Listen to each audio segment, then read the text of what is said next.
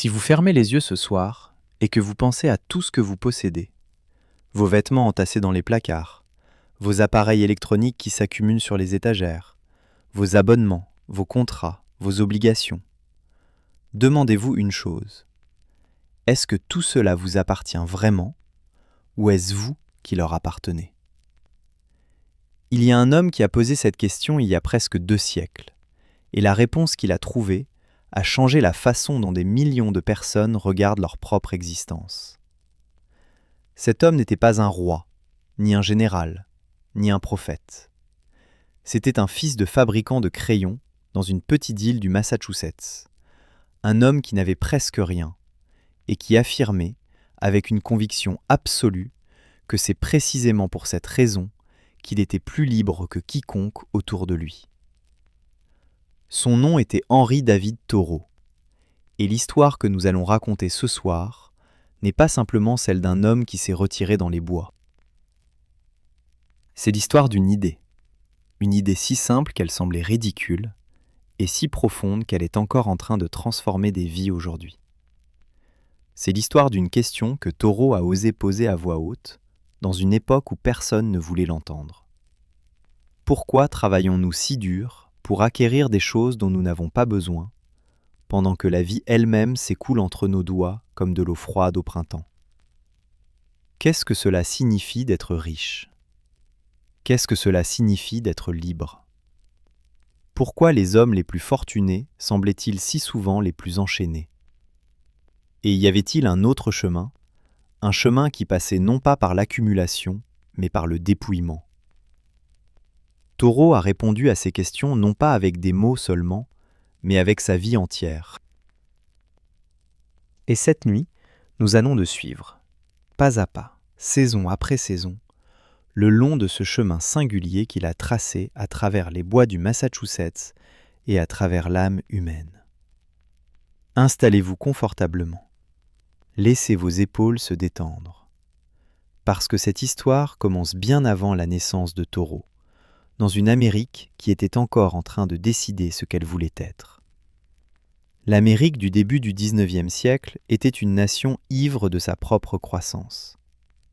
Depuis que les 13 colonies avaient arraché leur indépendance à la couronne britannique dans les dernières décennies du siècle précédent, le pays avait avancé vers l'ouest avec une énergie qui ressemblait parfois à de la fièvre. Les forêts tombaient sous les haches des colons. Les rivières se couvraient de moulins. Les villes grandissaient comme des champignons après la pluie. Et partout on construisait, on excavait, on plantait, on vendait. Le coton du sud alimentait les manufactures du nord. Le fer coulait dans les fonderies de Pennsylvanie. Les canaux creusaient leur chemin à travers les collines de New York et d'Ohio, reliant des marchés autrefois isolés en un réseau commercial de plus en plus dense.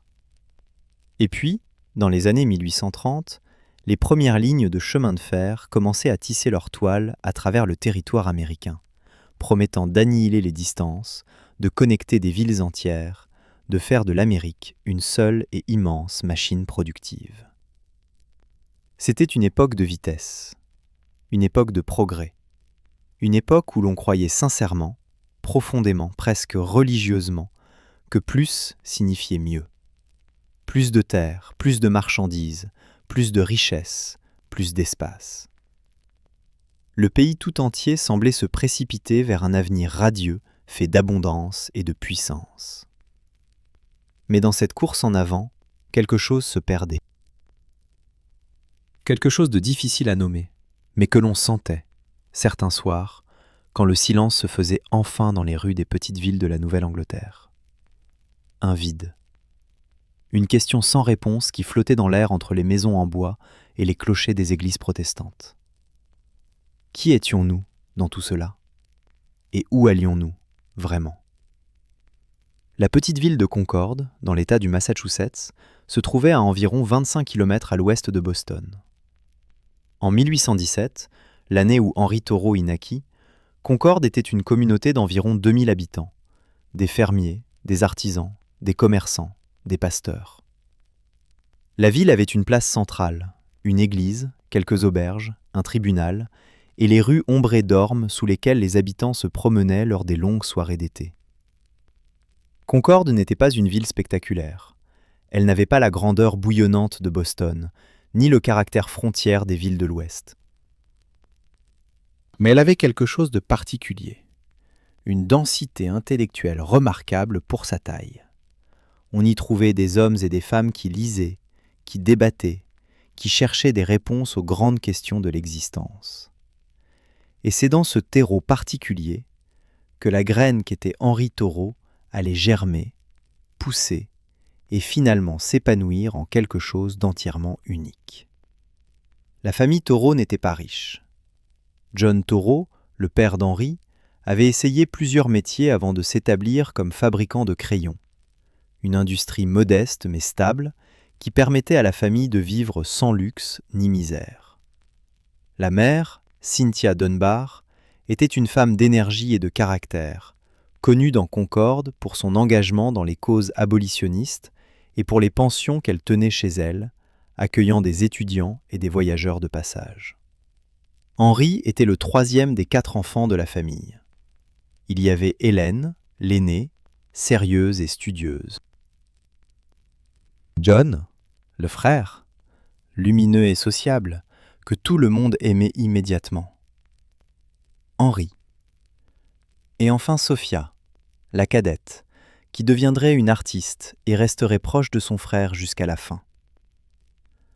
Dès l'enfance, Henri était différent. Pas de manière frappante ou troublante, pas un enfant turbulent ou difficile, mais différent dans sa façon d'être dans le monde. Là où les autres enfants jouaient ensemble en groupe bruyant, Henri avait tendance à s'éloigner seul le long des berges de la rivière Concorde ou dans les bois qui entouraient la ville. Il observait, il écoutait, il ramassait des pierres, des plumes, des morceaux d'écorce. Il rentrait les poches pleines de trouvailles naturelles et les déposait sur le rebord de sa fenêtre avec le soin d'un conservateur de musée. Il n'était pas renfermé, il parlait, il riait, il participait à la vie familiale. Mais il y avait en lui une qualité d'attention particulière au monde naturel qui semblait indiquer que sa vraie conversation se passait ailleurs, avec les arbres et les oiseaux et les saisons, dans un dialogue silencieux que peu de gens autour de lui pouvaient vraiment entendre. Sa mère emmenait souvent les enfants en promenade dans la campagne environnante, et Henri absorbait ses leçons de nature avec une intensité qui ne correspondait pas à son jeune âge. Il apprenait les noms des plantes, observait les habitudes des animaux, remarquait les changements qui marquaient le passage des saisons avec une précision quasi scientifique. Ce n'était pas encore de la philosophie, c'était de l'émerveillement brut, non formulé, la matière première à partir de laquelle quelque chose de beaucoup plus élaboré allait finalement prendre forme. L'école publique de Concorde lui fournit les bases, lecture, écriture, arithmétique. Mais c'est à la maison, dans la bibliothèque familiale et dans les conversations que sa mère organisait avec les penseurs et réformateurs de passage, qu'Henri reçut une éducation d'une autre sorte. Il lisait tôt et beaucoup. Il dévorait les classiques grecs et latins, les philosophes britanniques, les poètes romantiques.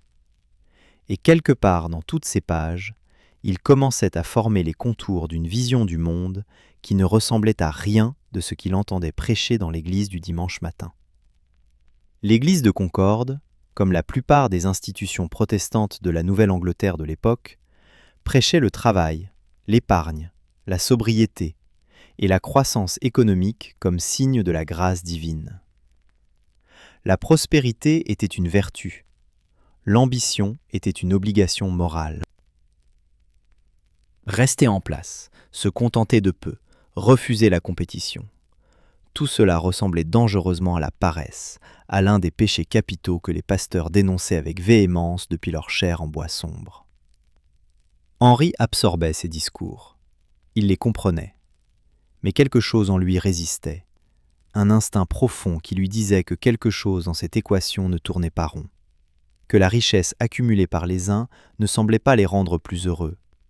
que les hommes les plus occupés semblaient souvent les plus appauvris intérieurement. Ce n'était pas encore une philosophie, ce n'était pas encore une protestation, c'était juste une question qui grandissait en lui comme un arbre pousse dans une clairière, lentement, mais avec une force qui finit par tout déplacer autour d'elle. Et cette question allait bientôt rencontrer, à Harvard, les premières réponses. En 1833, à l'âge de 16 ans, Henry David Thoreau entra à l'université Harvard, une institution fondée moins de 2 siècles plus tôt par des puritains convaincus que l'éducation des ministres du culte était une nécessité divine, et qui était devenue depuis lors l'une des grandes forges intellectuelles de l'Amérique du Nord. Harvard, à cette époque, n'était pas l'université tentaculaire et internationale qu'elle deviendra. C'était une petite institution d'environ 200 étudiants, concentrée autour du vieux campus de Cambridge, avec ses bâtiments en briques rouges, ses cours pavés et ses bibliothèques qui sentaient la poussière et le cuir vieux. Le programme était encore largement classique: grec, latin, rhétorique, philosophie morale, théologie naturelle, avec quelques concessions aux sciences modernes et aux mathématiques. Les frais de scolarité représentaient une somme considérable pour une famille comme les Thoreau. La mère prit des pensionnaires supplémentaires. Le père intensifia sa production de crayons. Hélène, la sœur aînée, devint institutrice pour contribuer aux revenus familiaux. Même John, le frère d'Henry, travailla pour aider à financer les études de son cadet.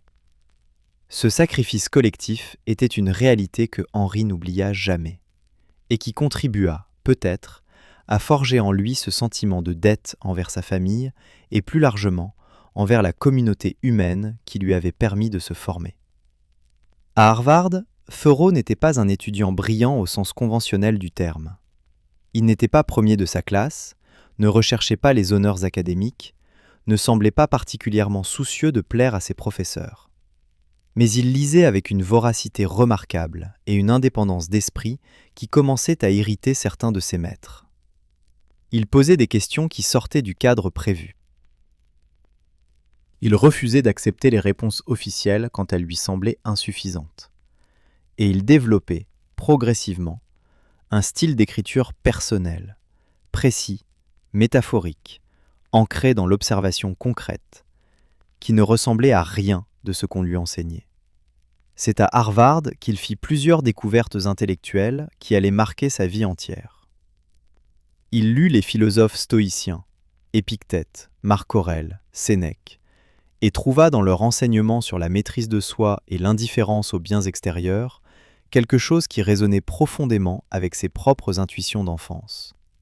Il lut les poètes romantiques anglais, Wordsworth, Coleridge, et fut frappé par leur conviction que la nature n'était pas simplement un arrière-plan décoratif, mais une force spirituelle vivante, capable d'enseigner à l'homme ce que les livres ne pouvaient pas lui apprendre.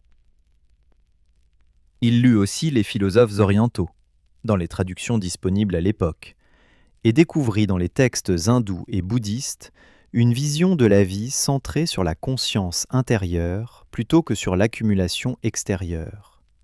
Une vision qui semblait confirmer, depuis une toute autre tradition culturelle, les mêmes intuitions que lui soufflaient les bois de Concorde.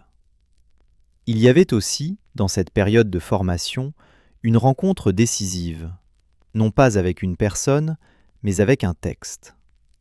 En 1836, alors que Thoreau était encore étudiant, un homme nommé Ralph Waldo Emerson publia un essai intitulé simplement « Nature ». Ce mince volume changea la trajectoire de toute une génération de penseurs américains, et il changea la vie de Henry Thoreau d'une façon qu'aucun des deux hommes n'aurait pu prévoir à ce moment-là. Emerson était alors un prédicateur défroqué. Il avait quitté le ministère unitarien après la mort de sa première femme et une crise spirituelle profonde, qui avait commencé à développer une philosophie entièrement nouvelle, entièrement américaine, qu'on allait bientôt appeler le transcendantalisme. Dans Nature, il affirmait que la réalité spirituelle pouvait être atteinte non pas à travers les dogmes et les institutions religieuses, mais à travers une expérience directe et personnelle du monde naturel. Que Dieu, ou l'âme du monde, ou comme on voulait appeler cette force, était présent dans chaque feuille d'arbre, dans chaque vague de l'océan, dans chaque coucher de soleil sur les collines du Massachusetts. Pour Thoreau, qui avait passé son enfance à sentir quelque chose d'essentiel dans les bois et les rivières de Concorde sans avoir les mots pour le nommer, cet essai fut comme une révélation. Quelqu'un avait enfin articulé ce qu'il ressentait depuis toujours. Et cet homme vivait, lui dit-on, à Concorde même. Henry Thoreau termina ses études à Harvard en 1837, à l'âge de 20 ans. Il rentra à Concorde sans plan particulier, sans ambition professionnelle clairement définie, sans la fièvre d'ascension sociale qui animait nombre de ses camarades de promotion. La plupart des diplômés de Harvard de son temps se dirigeaient vers le droit, la médecine, le ministère religieux ou le commerce, les voies royales de la respectabilité bourgeoise américaine. Thoreau, lui, rentra chez lui et commença à enseigner dans l'école publique locale. L'enseignement se révéla rapidement inadéquat, non pas parce que Thoreau était mauvais pédagogue, bien au contraire, mais parce que le directeur de l'école l'incita à utiliser des châtiments corporels pour maintenir la discipline, une pratique que Thoreau refusa catégoriquement. Il démissionna après seulement quelques semaines, dans un geste d'indépendance morale qui donnait déjà le ton de la vie à venir. Lui et son frère John ouvrirent ensemble leur propre école, l'Academy of Concord, une école dont les méthodes étaient remarquablement en avance sur leur temps. Pas de châtiment corporel, des leçons données en plein air quand le temps le permettait, des excursions dans la nature comme mode d'enseignement, des discussions libres plutôt que des récitations mécaniques. L'école eut du succès, les élèves l'aimèrent, les parents l'appréciaient. Mais en 1841, John tomba gravement malade. Une maladie pulmonaire qui ressemblait dangereusement à la tuberculose, et l'école dut fermer. Henry avait alors 24 ans. Et c'est à ce moment précis, dans le creux de cette déception professionnelle et de l'inquiétude pour son frère bien-aimé, qu'il fit la rencontre qui allait définitivement orienter sa vie. Ralph Waldo Emerson avait 44 ans quand il remarqua vraiment ce jeune homme de Concorde. Il avait sans doute entendu parler de Thoreau. Concorde était une petite ville, et les Thoreau étaient des voisins connus. Mais c'est en lisant quelques textes que le jeune homme avait commencé à rédiger des observations naturelles, des fragments philosophiques, des réflexions sur la vie en Nouvelle-Angleterre, qu'Emerson réalisa qu'il avait affaire à quelque chose d'exceptionnel. Il invita Thoreau à rejoindre le cercle intellectuel qu'il avait fondé autour de lui, le Transcendental Club, une réunion informelle de penseurs, écrivains, réformateurs et rêveurs qui se retrouvaient régulièrement pour discuter de philosophie, de religion, de politique, de la nature de l'âme humaine. Parmi eux, on trouvait Bronson Alcott, le pédagogue utopiste et père de la future romancière Louisa May Alcott. Margaret Fuller, la brillante journaliste et féministe qui allait être l'une des femmes les plus remarquables de son siècle. Elizabeth Peabody, l'éducatrice et réformatrice. Et bien d'autres encore, des hommes et des femmes qui croyaient que l'Amérique pouvait être quelque chose de plus que ce qu'elle était en train de devenir. Emerson prit Thoreau sous son aile avec une générosité caractéristique. Il lui prêta des livres. Il l'invita à s'installer dans sa maison comme homme à tout faire. En échange du gîte, Thoreau entretiendrait le jardin, réparait les clôtures, accomplirait les menus travaux domestiques. C'était un arrangement étrange, presque féodal dans sa structure, mais qui permettait à Thoreau de lire, d'écrire et de participer aux conversations intellectuelles les plus stimulantes de sa génération sans avoir à vendre son temps à un employeur conventionnel.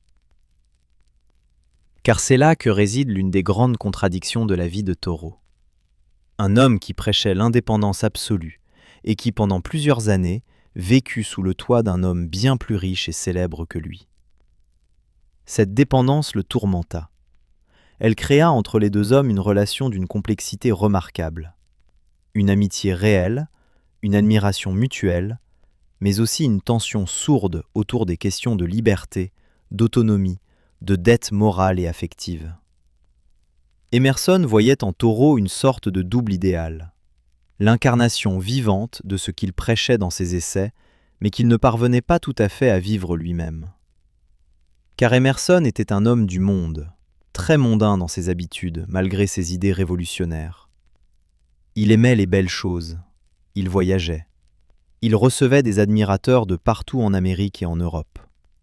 Il était célèbre, respecté, installé.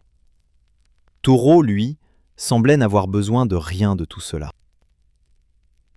Et c'est cette qualité, cette capacité à se passer de ce que la plupart des gens considéraient comme indispensable, qui fascinait et inquiétait Emerson à la fois. Dans le cercle transcendentaliste, les grandes idées se développaient dans tous les sens. On débattait de la nature de Dieu et de l'âme. On lisait les Upanishads et la Bhagavad Gita dans leurs traductions anglaises, récentes et imparfaites. On discutait de l'abolition de l'esclavage, une cause pour laquelle plusieurs membres du groupe militaient activement. On parlait de réformes sociales, d'utopie communautaire, de la possibilité d'une vie différente, plus authentique, plus juste. Et Thoreau absorbait tout cela, mais avec un détachement particulier. Il n'était pas un dogmatique. Il ne cherchait pas à embrasser une doctrine toute faite, qu'elle vint des Grecs, des Hindous ou d'Emerson. Il cherchait quelque chose de plus personnel, de plus direct, de plus ancré dans l'expérience concrète plutôt que dans la spéculation abstraite. Et puis, il y eut le deuil. En 1842, John Thoreau mourut. Il avait 27 ans. Il s'était blessé en se rasant et une infection grave s'était rapidement déclarée. Henry était à son chevet quand son frère mourut après une grave maladie, en tenant la main de celui qu'il aimait le plus au monde.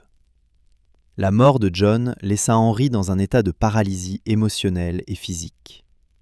Dans les semaines qui suivirent, il développa lui-même des symptômes du tétanos, une réponse psychosomatique si puissante que ses proches craignirent un moment pour sa vie. Ce phénomène était caractéristique de la profondeur de l'attachement entre les deux frères, de la façon dont Henry s'était identifié à John, dont il avait intériorisé sa présence à un point tel que sa disparition ressemblait à l'amputation d'une partie de lui-même. Il fallut des mois à Thoreau pour retrouver un semblant d'équilibre. Et quand il émergea de ce deuil, quelque chose avait changé en lui. La mort de John avait rendu plus urgente une question qu'il se posait depuis longtemps. Comment voulait-il vraiment vivre le temps qui lui restait ? Qu'est-ce qui, dans une vie humaine, avait de la valeur, de la vraie valeur, pas la valeur conventionnelle mesurée en dollars ou en respectabilité sociale ? La réponse à cette question prendrait encore quelques années à prendre forme. Mais elle commençait à germer, quelque part dans le deuil et le silence. Les années 1840 à 1845 furent pour Thoreau une période d'intense maturation intellectuelle et de recherche personnelle. Il contribua régulièrement au magazine transcendentaliste The Dial, fondé par Margaret Fuller et Emerson, où il publia des poèmes, des essais et des traductions. Il lut avec une voracité croissante les naturalistes européens, les philosophes orientaux, les explorateurs, les poètes. Il remplissait ses journaux de longues observations sur la nature, de réflexions philosophiques, de fragments de ce qui allait éventuellement devenir ses grands livres. Il construisait aussi, lentement mais sûrement, une vision économique et sociale qui tranchait radicalement avec les idées dominantes de son époque. Cette vision partait d'une observation simple, presque arithmétique, mais dont les implications étaient explosives. La plupart des hommes, observait Thoreau en regardant autour de lui à Concorde, passaient la quasi-totalité de leur vie à travailler pour acquérir des choses dont ils n'avaient pas fondamentalement besoin. Ils travaillaient pour acheter des maisons plus grandes, des vêtements plus beaux, des meubles plus élaborés.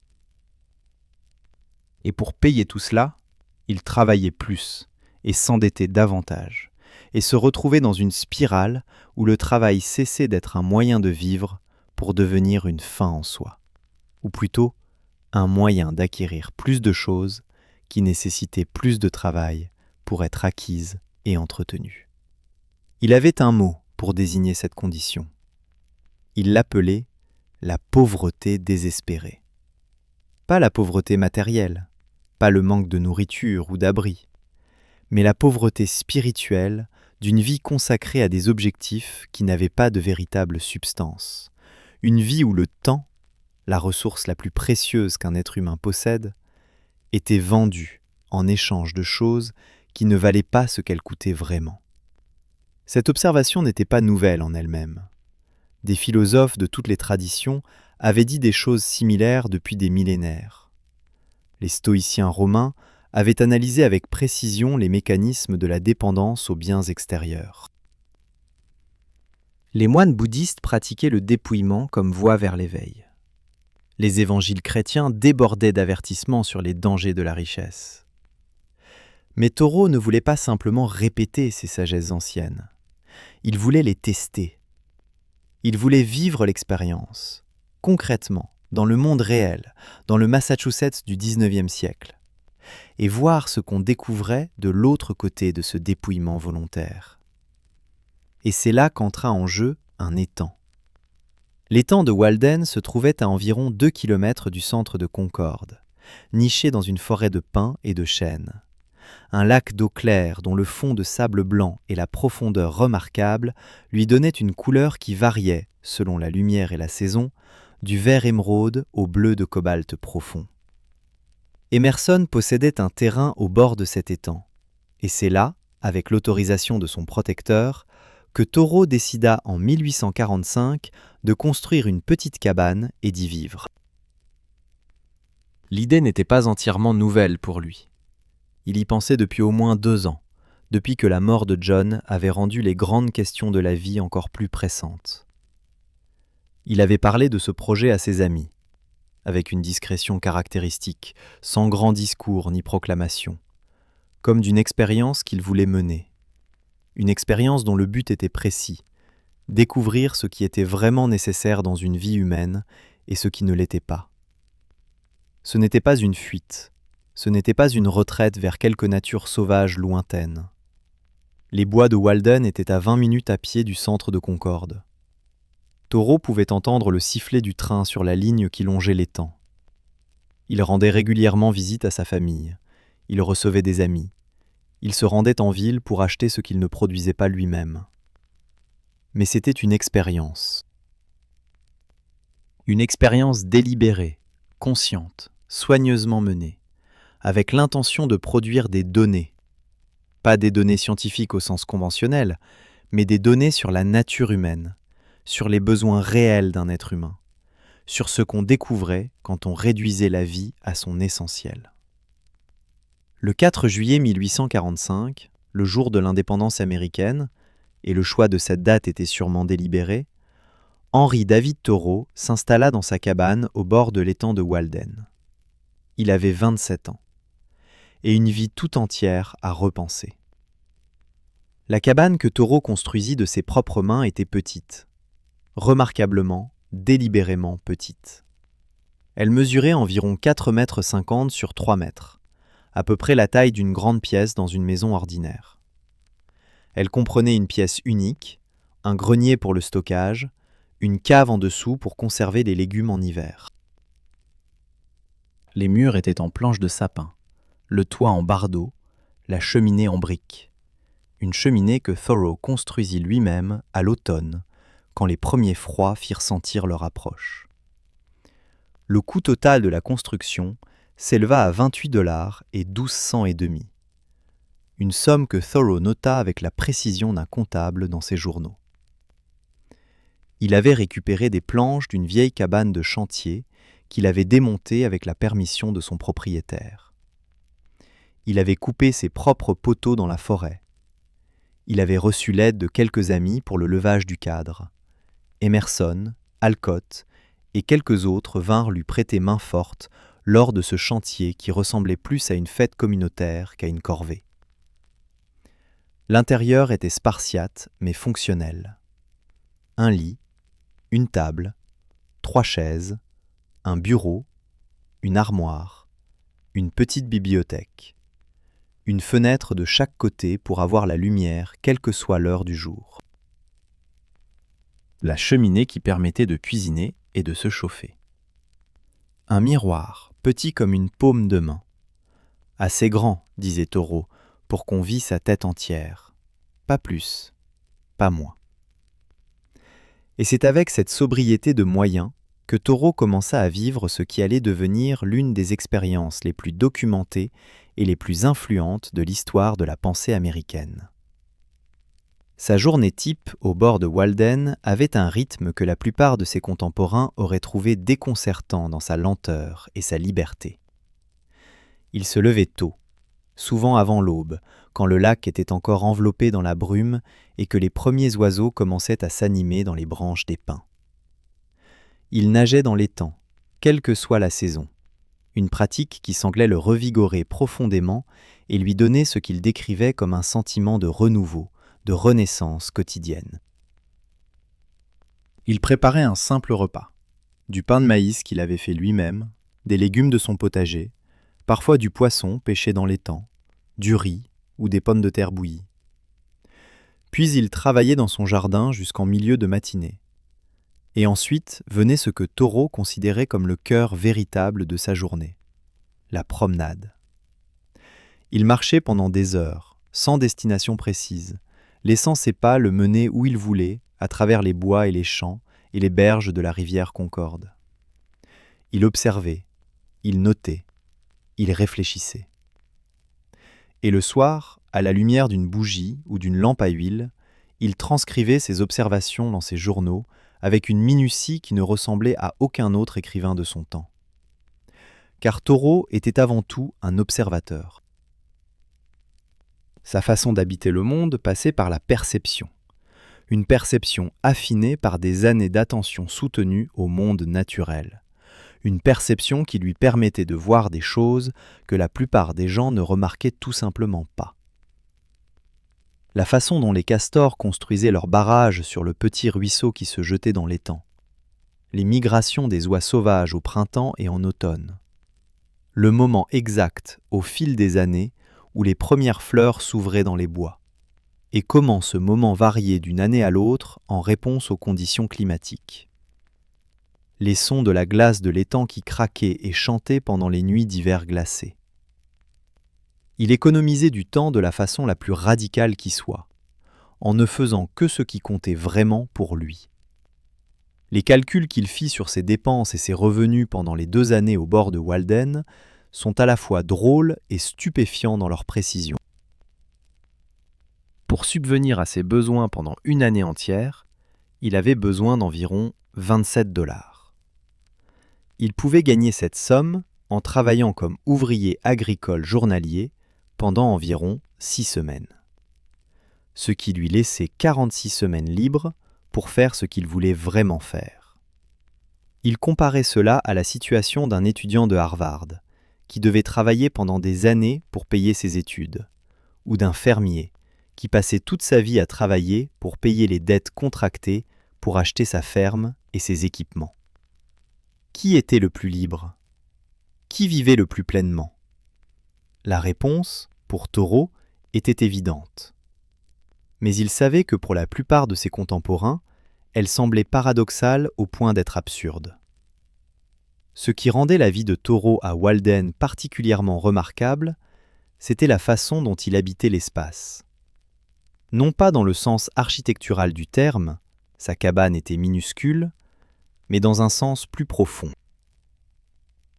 Il habitait le temps d'une façon que très peu de ses contemporains pouvaient se permettre ou même imaginer.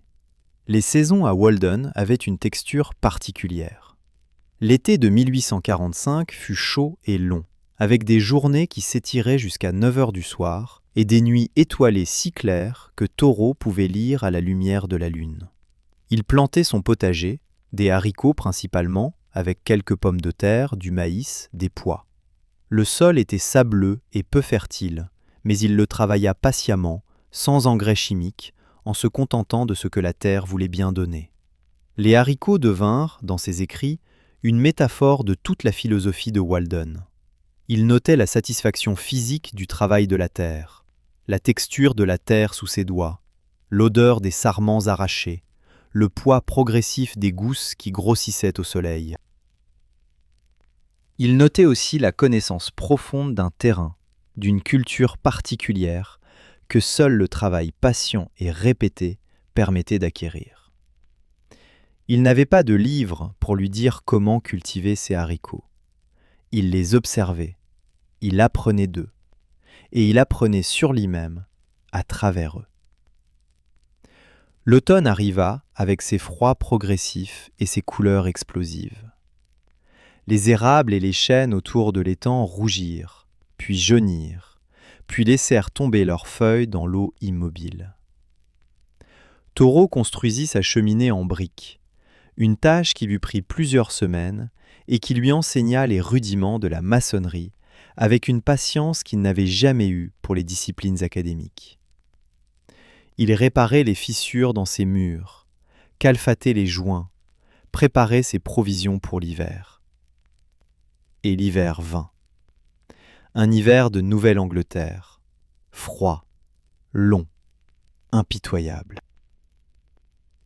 L'étang gelait progressivement à partir de décembre, et Taureau observait ce processus avec la fascination d'un scientifique et la poésie d'un peintre.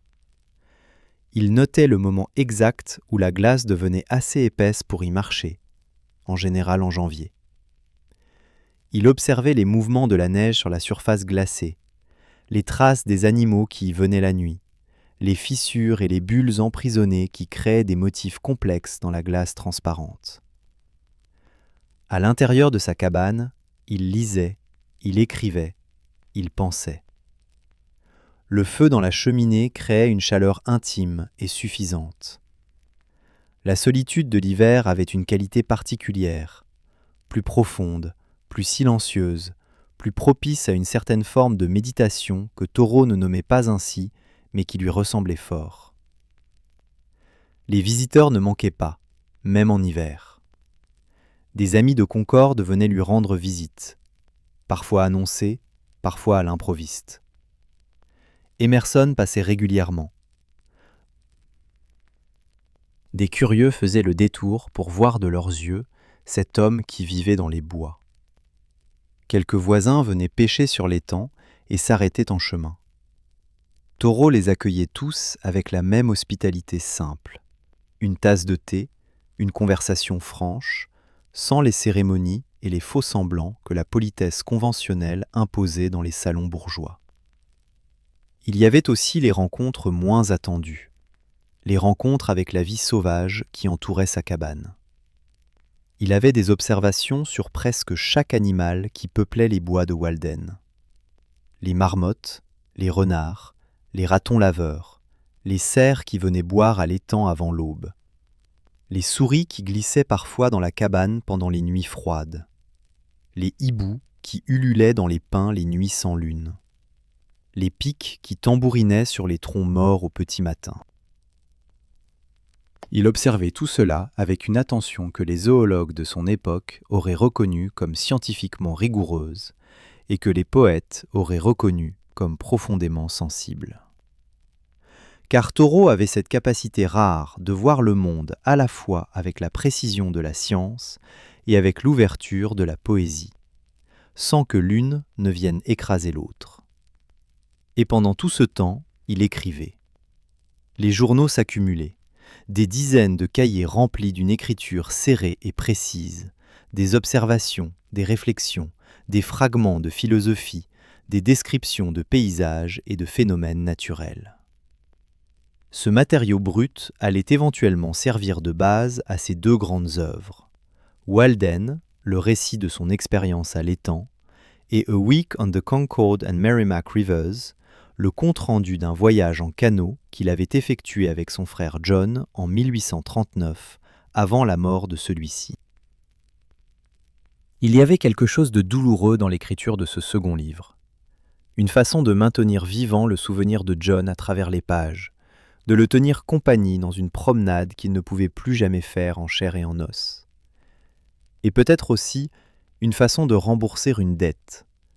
La dette d'un frère qui avait aidé à financer ses études de Harvard et qui méritait d'être commémorée dans une œuvre durable. Mais revenons à Walden et à ce que Thoreau y découvrit. La philosophie que Thoreau développa au bord de l'étang de Walden n'était pas systématique au sens académique du terme. Il n'écrivait pas de traités. Il ne construisait pas des systèmes philosophiques avec des prémices, des syllogismes et des conclusions formelles. Sa pensée avait plutôt la forme de l'observation. Elle procédait par accumulation de détails concrets, par métaphores soudaines, par paradoxes qui renversaient les évidences. Mais au fond de toutes ces observations, il y avait quelques idées centrales, des pierres angulaires sur lesquelles reposait tout l'édifice. La première était une critique de ce qu'on pourrait appeler l'économie conventionnelle du temps. Thoreau observait que ses contemporains échangeaient leur temps contre de l'argent, et cet argent contre des choses, et ces choses créaient de nouvelles obligations qui nécessitaient plus de temps, et ainsi de suite dans une spirale sans fin. Il posait la question d'une façon qui semblait simple, mais qui était en réalité révolutionnaire. Si vous avez besoin d'une chose, combien de vies faut-il en réalité dépenser pour l'obtenir ? Il donnait un exemple concret dans les premières pages de Walden. Un homme voulait se rendre de Concorde à Fitchburg, une ville à environ 60 km de là. Il avait deux options. Il pouvait acheter un billet de train, qui coûtait environ 90 cents. Pour gagner ces 90 cents, l'ouvrier moyen devait travailler à peu près une journée entière. Pendant ce temps, Thoreau, lui, pouvait simplement marcher jusqu'à Fitchburg en une journée, et il serait là-bas en même temps que l'homme qui avait travaillé pour payer son billet. Qui avait vraiment gagné du temps ? Qui avait vraiment été le plus libre dans ce voyage ? La question paraît anecdotique. Elle est en réalité vertigineuse, car elle implique que nous ne mesurons pas vraiment le coût de nos consommations en dollars. Nous le mesurons en heures de vie. Et quand on commence à faire cette conversion systématiquement, on découvre que beaucoup de choses que nous croyons vouloir coûtent infiniment plus qu'elles ne valent. La seconde idée centrale était ce qu'on pourrait appeler la philosophie du nécessaire. Thoreau distinguait soigneusement entre les besoins réels d'un être humain, nourriture, abri, chaleur, vêtements dans les climats froids, et les désirs créés par la convention sociale. Les besoins réels étaient en nombre étonnamment petit. Les désirs conventionnels, eux, étaient potentiellement infinis, car ils étaient définis non pas par la nature de l'homme, mais par la comparaison avec les autres. Dans une société où tout le monde vivait dans une grande maison, avoir une petite maison était perçu comme une privation. Dans une société où tout le monde mangeait de la viande à chaque repas, s'en passer semblait une ascèse pénible. Dans une société où le succès social se lisait dans les vêtements, les meubles, les voitures, plus tard les automobiles, les gadgets électroniques, les vacances exotiques, être sans ces signes extérieurs semblait être une forme de honte. Mais ces perceptions, disait Thoreau, n'avaient rien à voir avec la réalité des besoins humains. Elles étaient des constructions sociales, des illusions collectives qui servaient l'économie, mais pas l'âme. Et en les démontant une par une, en les examinant avec la froideur d'un chirurgien qui disséquerait un corps, on découvrait qu'elles ne tenaient à rien de solide. La troisième idée centrale était celle du rapport à la nature. Pour Thoreau, la nature n'était pas un décor, pas une ressource à exploiter, pas même un lieu de récréation. La nature était, et il faut prendre ce mot dans son sens le plus fort, un enseignant. Pas de façon métaphorique, mais concrètement. Le comportement des animaux, les cycles des saisons, la façon dont les écosystèmes fonctionnaient en équilibre dynamique, tout cela contenait des leçons sur la façon dont une vie humaine pouvait être vécue plus intelligemment, plus harmonieusement, avec moins de gaspillage et plus de profondeur. La forêt de Walden n'était pas mystérieuse, elle était précise. Chaque espèce avait sa niche, son rôle, ces besoins calibrés avec une exactitude que les marchés économiques humains ne pouvaient qu'envier. Les castors ne construisaient pas de barrages plus grands que nécessaire. Les renards ne stockaient pas plus de nourriture qu'ils n'en avaient besoin. Les arbres ne poussaient pas plus vite que la lumière et le sol ne le permettait. Partout dans la nature, Thoreau voyait une économie d'une intelligence éblouissante. Une économie qui savait exactement ce dont elle avait besoin et se contentait de cela. Et cette leçon que la nature donnait en permanence à quiconque savait la lire, était directement applicable à la vie humaine. Vivre avec ce dont on avait besoin, pas avec tout ce qu'on croyait désirer. Calibrer ses efforts sur ses besoins réels et consacrer le temps libéré ainsi à ce qui donnait une vraie profondeur à l'existence. La réflexion, l'amitié, la créativité, la contemplation, la compréhension. Ces idées semblaient, et semblent encore, d'une simplicité désarmante. Et pourtant, elles étaient subversives d'une façon que l'Amérique de 1845 n'était pas prête à accepter facilement. Il faut comprendre dans quel contexte économique et social Thoreau lança ces idées. L'Amérique des années 1840 était une nation en pleine transformation industrielle. Le cotton gin de Whitney avait révolutionné l'agriculture du Sud 2 décennies plus tôt. Les manufactures textiles de Lowell, à quelques dizaines de kilomètres de Concorde, employaient des milliers de jeunes femmes dans des conditions qui allaient bientôt alimenter les premiers mouvements ouvriers américains. Le chemin de fer s'étendait chaque année davantage, reliant des marchés, créant de nouvelles demandes, accélérant le rythme de la vie économique d'une façon que personne ne semblait vraiment avoir choisie, mais que tout le monde semblait subir. Dans ce contexte, l'idée que moins pouvait valoir plus, que la simplicité était une forme de richesse, que la liberté s'achetait au prix de la frugalité, était non seulement contre-intuitive, mais potentiellement dangereuse. Car si les hommes adoptaient la philosophie de Thoreau en masse, l'économie s'effondrerait. La croissance requérait la consommation requérait le travail requérait des travailleurs qui consommaient pour subsister et continuaient à travailler pour acheter davantage. C'était une machine qui se mangeait elle-même, et Thoreau le voyait clairement. Mais le voir clairement ne signifiait pas pouvoir l'arrêter. Cela signifiait simplement, et c'était déjà beaucoup, pouvoir en sortir soi-même, à titre individuel, et montrer par l'exemple qu'une autre façon de vivre était possible. Car c'est là le cœur de l'approche de Thoreau. Il ne faisait pas de politique au sens conventionnel du terme. Il ne fondait pas de parti, n'organisait pas de manifestations, ne réclamait pas de loi. Son geste était radical, mais personnel. Montrer, par l'exemple d'une vie concrète et documentée, que les prémices fondamentales de l'économie conventionnelle étaient fausses. La grande révolution de Thoreau était une révolution des comptes. Des comptes très précis, menés avec la rigueur d'un comptable et l'œil d'un poète. Combien coûte vraiment une maison en heures de vie ? Combien coûte vraiment un repas de luxe quand on inclut dans le calcul le temps passé à travailler pour le payer ? Et combien en coûte-t-il, à l'inverse, de vivre simplement, sainement, avec attention et présence ? Quel est le vrai rendement de cette économie-là ? Les chiffres qu'il publia dans Walden étaient dévastateurs dans leur précision. Il avait nourri, vêtu et logé pour environ 61 $ sur les 8 premiers mois, en gagnant 13 $ environ de plus que cela par son travail occasionnel, essentiellement du travail agricole journalier. Soit un excédent d'une dizaine de dollars. Un homme ordinaire de Concorde, employé dans les manufactures ou les commerces de la ville, gagnait peut-être 200 $ par an. Mais ses dépenses en logement, nourriture, vêtements, obligations sociales absorbaient la quasi-totalité de cette somme, et il finissait l'année aussi pauvre qu'il l'avait commencée, voire plus endetté.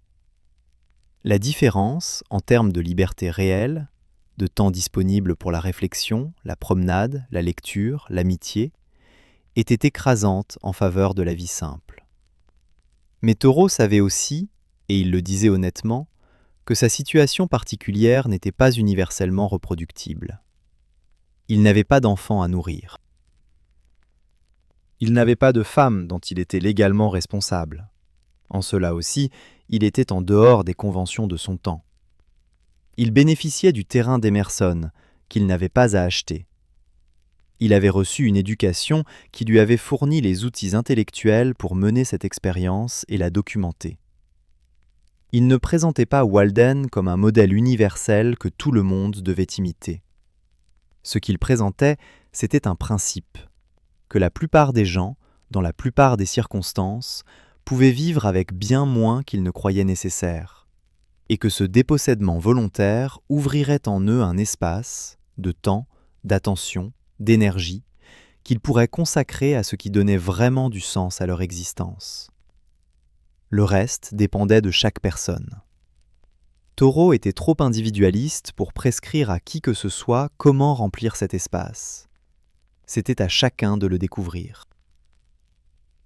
La nuit du 23 au 24 juillet 1846, Henri Toro se rendit au centre de Concorde pour une raison banale. Il voulait faire réparer une chaussure chez le cordonnier. Sur le chemin, il croisa le percepteur des impôts de la ville, un homme nommé Sam Staples, que Toro connaissait bien et avec qui il avait des rapports cordiaux. Staples lui rappela que Toro n'avait pas payé ses taxes de vote depuis 6 ans. Toro le savait parfaitement. C'était délibéré.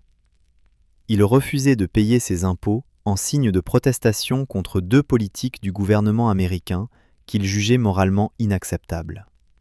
L'esclavage, qui était encore légal dans les États du Sud, et la guerre contre le Mexique, qui venait de commencer et qui était, selon Toro et beaucoup d'abolitionnistes, un prétexte pour étendre le territoire esclavagiste américain. Staples proposa de payer la dette lui-même pour éviter l'embarras à son ami. Toro refusa. Staples l'arrêta et le conduisit à la prison locale, où il passa la nuit. Ce fut, dans l'histoire des idées, l'une des nuits les plus fructueuses jamais passées en prison. Car c'est de cette expérience que Toro tira l'essai qui allait influencer Gandhi, Martin Luther King, Tolstoï et des générations de militants des droits civiques à travers le monde entier. Un texte qui s'appelait d'abord « Résistance au gouvernement civil » et qu'on connaît aujourd'hui sous le titre de « La désobéissance civile ». L'argument de Toro était d'une clarté implacable. Quand une loi est injuste, l'homme de conscience a non seulement le droit, mais le devoir de la refuser. Obéir à une loi injuste parce que c'est la loi, parce que la majorité l'a votée, parce que les institutions l'ont sanctionnée, c'est abdiquer sa responsabilité morale au profit d'une machine administrative qui n'a pas de conscience. Et un homme sans conscience, dit Toro, n'est pas un homme libre, c'est un rouage. La désobéissance civile qu'il préconisait était non violente. Il ne demandait pas de révolution armée. Il demandait quelque chose de bien plus difficile et bien plus efficace. Le refus passif, l'abstention délibérée, la retraite de la coopération qui seule donnait au gouvernement son pouvoir. Si tous les hommes de conscience refusaient de payer les impôts qui finançaient des guerres injustes ou des systèmes d'oppression, le gouvernement serait contraint de changer, ou de remplir ses prisons d'hommes honnêtes, ce qui, aux yeux de Toro, était une victoire morale en soi. La nuit en prison se passa dans une relative quiétude. On lui apporta un repas convenable. Il partagea sa cellule avec un homme emprisonné pour incendie de grange, avec qui il eut une conversation intéressante sur les mérites et défauts de la vie à Concorde. Il dormit bien. Et le matin, quand il se réveilla, il apprit qu'une personne anonyme, on soupçonna longtemps sa tante Maria, avait payé sa dette fiscale pendant la nuit, sans son consentement. Il fut libéré, récupéra sa chaussure réparée chez le cordonnier et repartit cueillir des myrtilles avec un groupe d'amis qui l'attendaient. La dimension presque comique de cet épisode, la nuit en prison suivie de la cueillette de myrtilles, ne doit pas masquer l'importance de ce qui venait de se passer. Car l'essai que Thoreau écrivit à partir de cette expérience allait traverser les continents et les siècles avec une force que lui-même n'aurait sans doute pas anticipée. Quand Gandhi, 60 ans plus tard, organisa sa résistance non violente contre l'Empire britannique en Inde, il lisait Thoreau. Quand Martin Luther King Jr. mena les mouvements des droits civiques dans les années 1950 et 60, il lisait Thoreau. Quand des milliers de manifestants à travers le monde, du Danemark sous l'occupation nazie à la Birmanie sous les juntes militaires, ont refusé de coopérer avec des systèmes d'oppression, ils s'inscrivaient, consciemment ou non, dans la tradition que Thoreau avait inaugurée dans cette petite prison de Concorde pendant une nuit de juillet 1846. Une nuit en prison, et une idée qui changea le cours de l'histoire. Thoreau quitta Walden en septembre 1847, 2 ans, 2 mois et 2 jours après son installation, selon ses propres relevés. Il avait accompli ce qu'il était venu faire. Il avait mené son expérience. Il avait rempli ses journaux. Il avait la matière nécessaire pour écrire ce qui allait devenir Walden. Mais il avait aussi d'autres raisons de partir.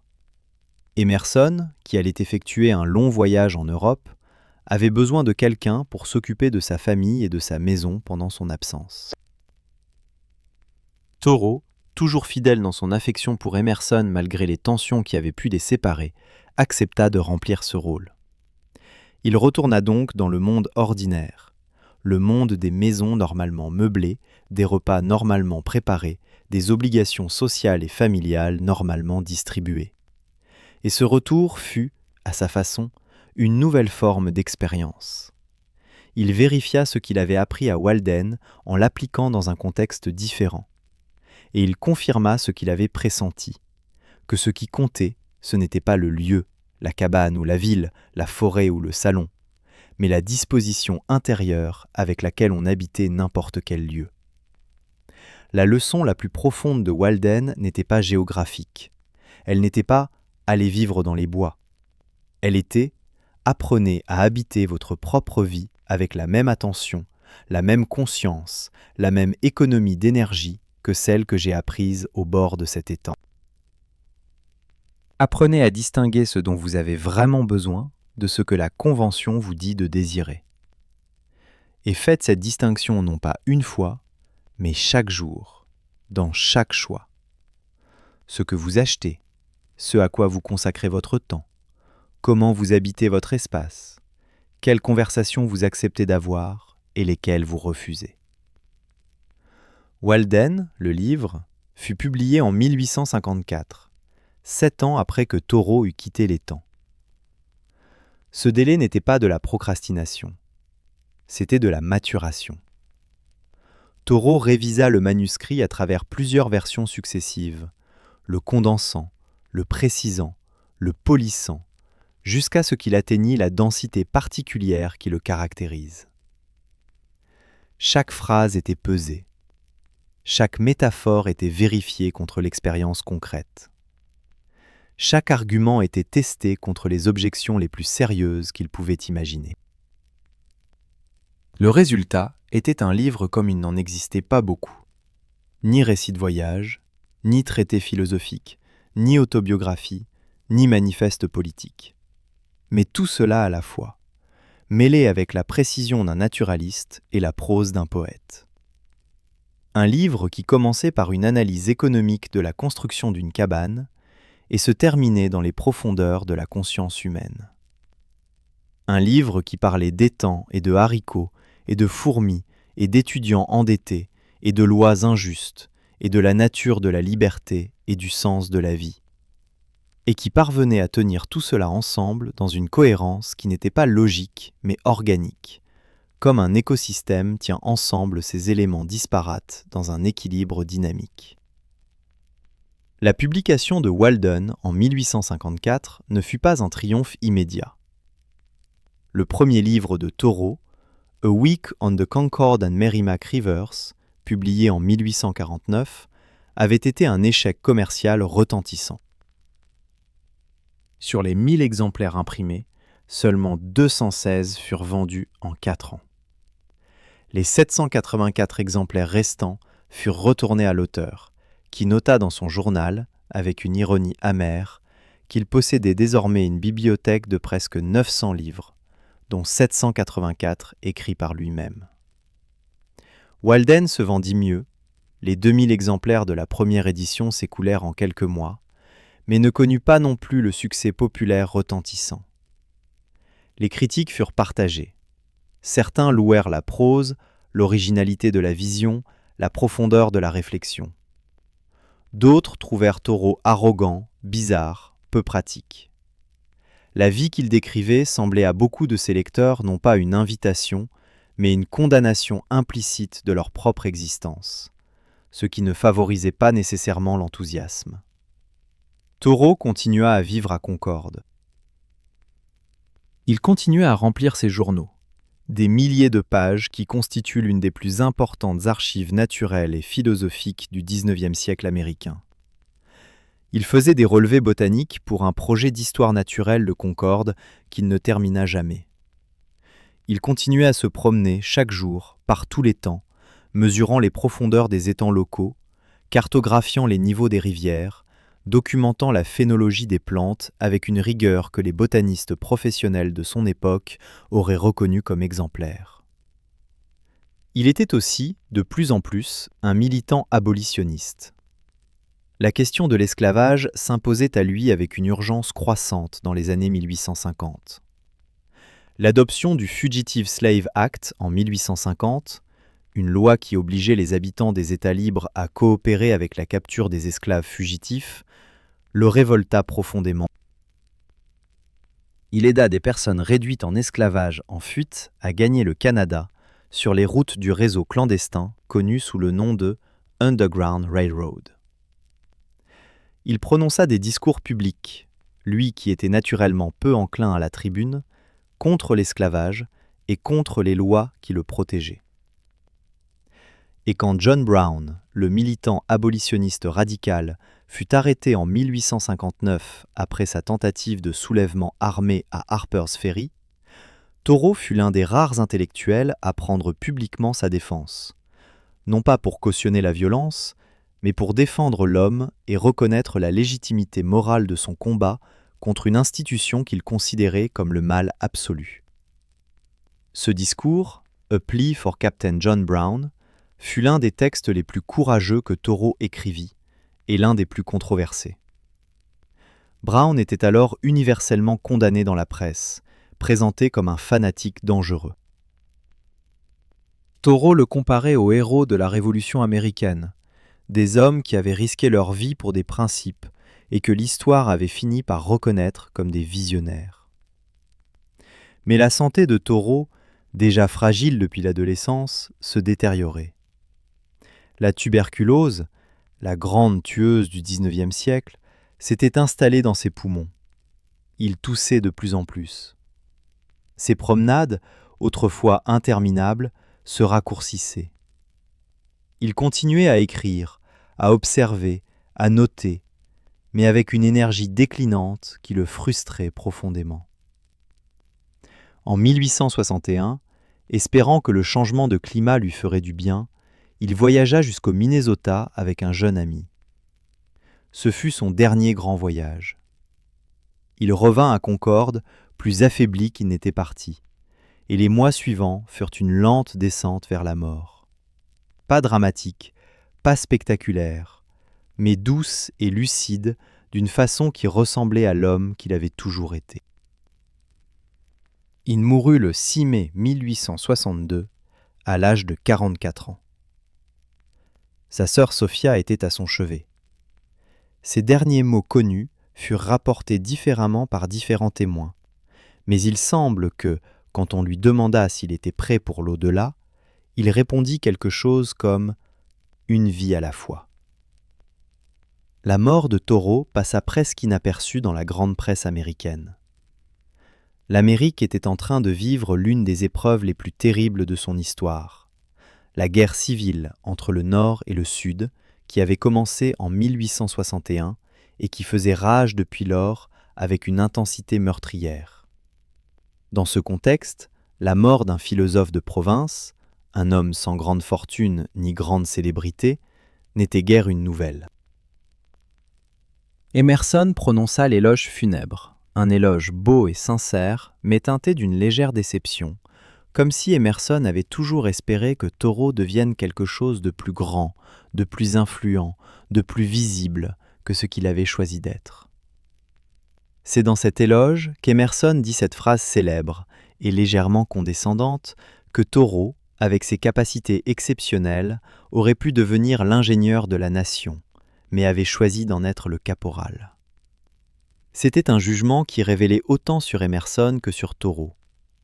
Car ce qu'Emerson voyait comme un manque d'ambition, un gaspillage de talent, était précisément, de l'autre côté, la cohérence la plus absolue entre les idées et la vie. Thoreau n'avait pas voulu être l'ingénieur de la nation, il avait voulu être lui-même.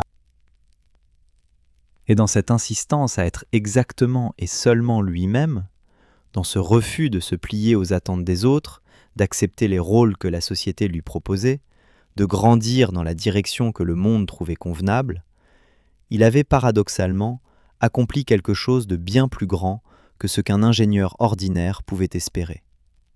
Il avait créé une œuvre dont l'influence allait s'étirer sur des décennies, puis sur des siècles, se répandant dans des directions que lui-même n'aurait pas pu prévoir. Les journaux de Thoreau, environ 2 millions de mots, remplis sur une période de 24 ans, furent publiés progressivement après sa mort, d'abord en extraits soigneusement choisis par Emerson et d'autres admirateurs, puis dans leur intégralité. Cette publication révéla au monde la dimension d'un esprit qui n'était pas seulement philosophe, mais naturaliste, poète, géographe, phénoménologue. Un homme dont l'attention au monde naturel atteignait une précision et une profondeur remarquables. Les botanistes du XXe siècle qui reprirent les relevés de Thoreau sur la phénologie des plantes de Concorde, les dates de floraison des différentes espèces, les dates de migration des oiseaux, les cycles de gel et de dégel des étangs, découvrirent que ces données constituent une archive scientifique d'une valeur exceptionnelle. Ces données permettent aujourd'hui de mesurer avec précision les effets du changement climatique sur les écosystèmes de la Nouvelle-Angleterre, en comparant les dates actuelles avec celles que Thoreau avait si méticuleusement notées 150 ans plus tôt. Les fleurs fleurissent maintenant en moyenne 18 jours plus tôt qu'à l'époque de Thoreau. C'est une donnée qui aurait consterné l'homme qui avait passé sa vie à observer les saisons, et qui aurait sans doute confirmé ses pires craintes sur les conséquences de la société industrielle qu'il avait refusé de rejoindre. Qu'est-ce qui explique que les idées de Thoreau, formulées dans une petite ville du Massachusetts, à une époque radicalement différente de la nôtre, par un homme qui n'a jamais voyagé en dehors de l'Amérique du Nord, aient une résonance aussi puissante dans le monde contemporain? La question mérite d'être posée sérieusement, parce qu'elle n'est pas évidente. Après tout, beaucoup de philosophes et de penseurs ont dit des choses similaires à ce que disait Thoreau. La valeur de la simplicité, les dangers de l'accumulation, l'importance de la conscience individuelle contre la masse. Et leurs œuvres ont fini par s'estomper dans les bibliothèques académiques. Thoreau, lui, continue d'être lu, relu, cité, invoqué dans des contextes aussi variés que le mouvement écologiste, le mouvement des droits civiques, le mouvement de la vie simple, le mouvement de la pleine conscience, l'activisme politique non violent. Plusieurs raisons peuvent expliquer cette longévité extraordinaire. La première est la qualité littéraire de son œuvre. Thoreau était un grand écrivain, pas seulement un grand penseur. Sa prose a une texture, une précision, une capacité à rendre sensibles des idées abstraites qui transcendent son époque. Quand il décrit l'étang de Walden un matin d'hiver, la lumière oblique du soleil sur la glace, le son des canards sauvages qui reviennent au printemps, l'odeur de la résine de pin dans l'air froid, il produit des images qui vivent dans l'esprit du lecteur longtemps après que la page est tournée. Et cette vie sensorielle de son écriture porte ses idées d'une façon que les traités philosophiques abstraits ne peuvent pas égaler. La deuxième raison est que les questions qu'il posait n'ont pas vieilli. Elles ont au contraire gagné en urgence. la question du rapport entre travail, consommation et liberté, qui était déjà pressante dans l'Amérique industrielle de 1845, est aujourd'hui d'une actualité brûlante dans un monde où les technologies numériques ont effacé les frontières entre le travail et la vie, où la consommation est devenue la principale activité culturelle des sociétés développées, où les jeunes générations s'endettent pour acquérir des diplômes qui leur permettront de travailler pour rembourser leurs dettes. La troisième raison est que sa réponse à ces questions était à la fois radicale et modeste. Radicale parce qu'elle remettait en question les fondements mêmes de l'organisation économique de la société. Modeste parce qu'elle ne proposait pas une révolution sociale, mais un choix individuel. Un choix que chaque personne pouvait commencer à faire dès aujourd'hui, dans sa propre vie, à sa propre échelle. Il ne demandait pas à tout le monde de construire une cabane au bord d'un étang. Il demandait à chacun de se poser la question que lui-même s'était posée. Que puis-je laisser tomber ? De quoi ai-je vraiment besoin ? Où est-ce que je vends ma vie pour des choses qui ne la valent pas ? Et peut-être, enfin, la raison la plus profonde de sa longévité est celle-ci. Thoreau avait raison. Pas sur tout. Ses angles morts étaient réels, ses avantages de classe et de genre étaient indéniables, sa vision de la nature était parfois romantisée au point d'en être fausse. Mais sur l'essentiel, sur la façon dont l'accumulation de biens matériels peut devenir un substitut à la vie plutôt qu'un soutien à celle-ci, sur la façon dont la vitesse peut devenir un moyen d'éviter la profondeur, sur la façon dont la simplicité peut être une forme de liberté plutôt qu'une privation, il avait raison d'une façon que l'expérience humaine collective confirme encore et encore. Il y a une scène dans Walden, une scène minuscule, à peine mentionnée, qui dit peut-être plus que tous les grands passages philosophiques du livre.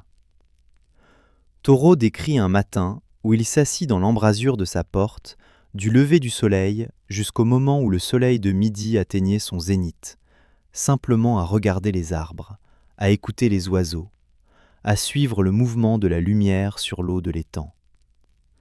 Il ne lisait pas, il n'écrivait pas. Il ne travaillait pas à son jardin. Il n'était pas même en train de penser à quelque chose de particulier. Pas à ses prochains essais, pas à la politique de l'esclavage, pas aux questions économiques qui occupaient son esprit la plupart du temps. Il était simplement là, présent, attentif à rien d'autre que ce qui se passait devant lui dans le moment présent. Et il écrit « Je réalisais que je n'avais pas perdu ces heures. Je les avais gagnés. » Cette idée, que la présence silencieuse à l'instant peut être un gain plutôt qu'une perte, que ne rien faire peut être plus productif que de remplir chaque heure d'activité, était aussi subversive dans l'Amérique puritaine et industrielle de 1845 qu'elle l'est dans notre monde contemporain obsédé par la productivité et l'efficience. Nous avons inventé des mots nouveaux pour désigner ce que Thoreau pratiquait. Pleine conscience, mindfulness, présence, comme si le fait de le nommer l'avait inventé. Mais Thoreau le pratiquait un siècle et demi avant que ces mots n'existent dans notre vocabulaire courant. Et il le pratiquait non pas comme une technique de gestion du stress ou un outil de performance professionnelle, mais comme une façon d'être dans le monde, une façon d'honorer le fait d'être vivant en accordant à chaque moment l'attention qu'il méritait. La vie ne se déroule pas dans le futur. Elle ne se déroule pas dans les projets, les ambitions, les accumulations. Elle se déroule maintenant, dans cet instant, dans cette lumière particulière qui tombe sur cette eau particulière, à cette heure particulière, de cette journée qui ne reviendra pas. C'était la leçon de Walden. Et c'est une leçon que Thoreau a passé sa vie entière à apprendre, à pratiquer et à transmettre. Pas seulement dans ses livres, mais dans chaque promenade qu'il faisait, dans chaque haricot qu'il plantait, dans chaque nuit en prison qu'il acceptait pour ne pas trahir ses principes. Il faut parler de la relation de Thoreau avec les autres êtres humains, parce qu'elle est souvent mal comprise. On le présente parfois comme un ermite, un misanthrope, un homme qui haïssait la société et ses semblables. C'est une caricature qui fait violence à la vérité. Thoreau aimait les gens. Il aimait les conversations, les vraies conversations, celles qui allaient au fond des choses, qui ne s'arrêtaient pas à la surface des politesses et des bavardages. Il avait des amis fidèles, dont il chérissait la compagnie. Emerson, bien sûr, malgré leurs tensions, Ellery Channing, le poète, avec qui il marchait régulièrement, Bronson Alcott, le pédagogue utopiste qu'il admirait profondément. Il aimait aussi, d'une façon différente mais réelle, les gens ordinaires de Concorde, les fermiers, les artisans, les trappeurs, dont la sagesse pratique lui semblait souvent plus authentique que celle des intellectuels de salon. Ce qu'il refusait, c'était la sociabilité de façade. Les dîners interminables où l'on dit tout sans rien dire, les visites de politesse qui n'étaient que des performances sociales, les conversations qui tournaient en rond parce que personne n'osait dire ce qui lui tenait vraiment à cœur. Cette sociabilité-là lui semblait une perte de temps et d'énergie, une forme de consommation culturelle aussi vaine que la consommation matérielle qu'il critiquait par ailleurs. Sa cabane avait 3 chaises, a-t-il écrit.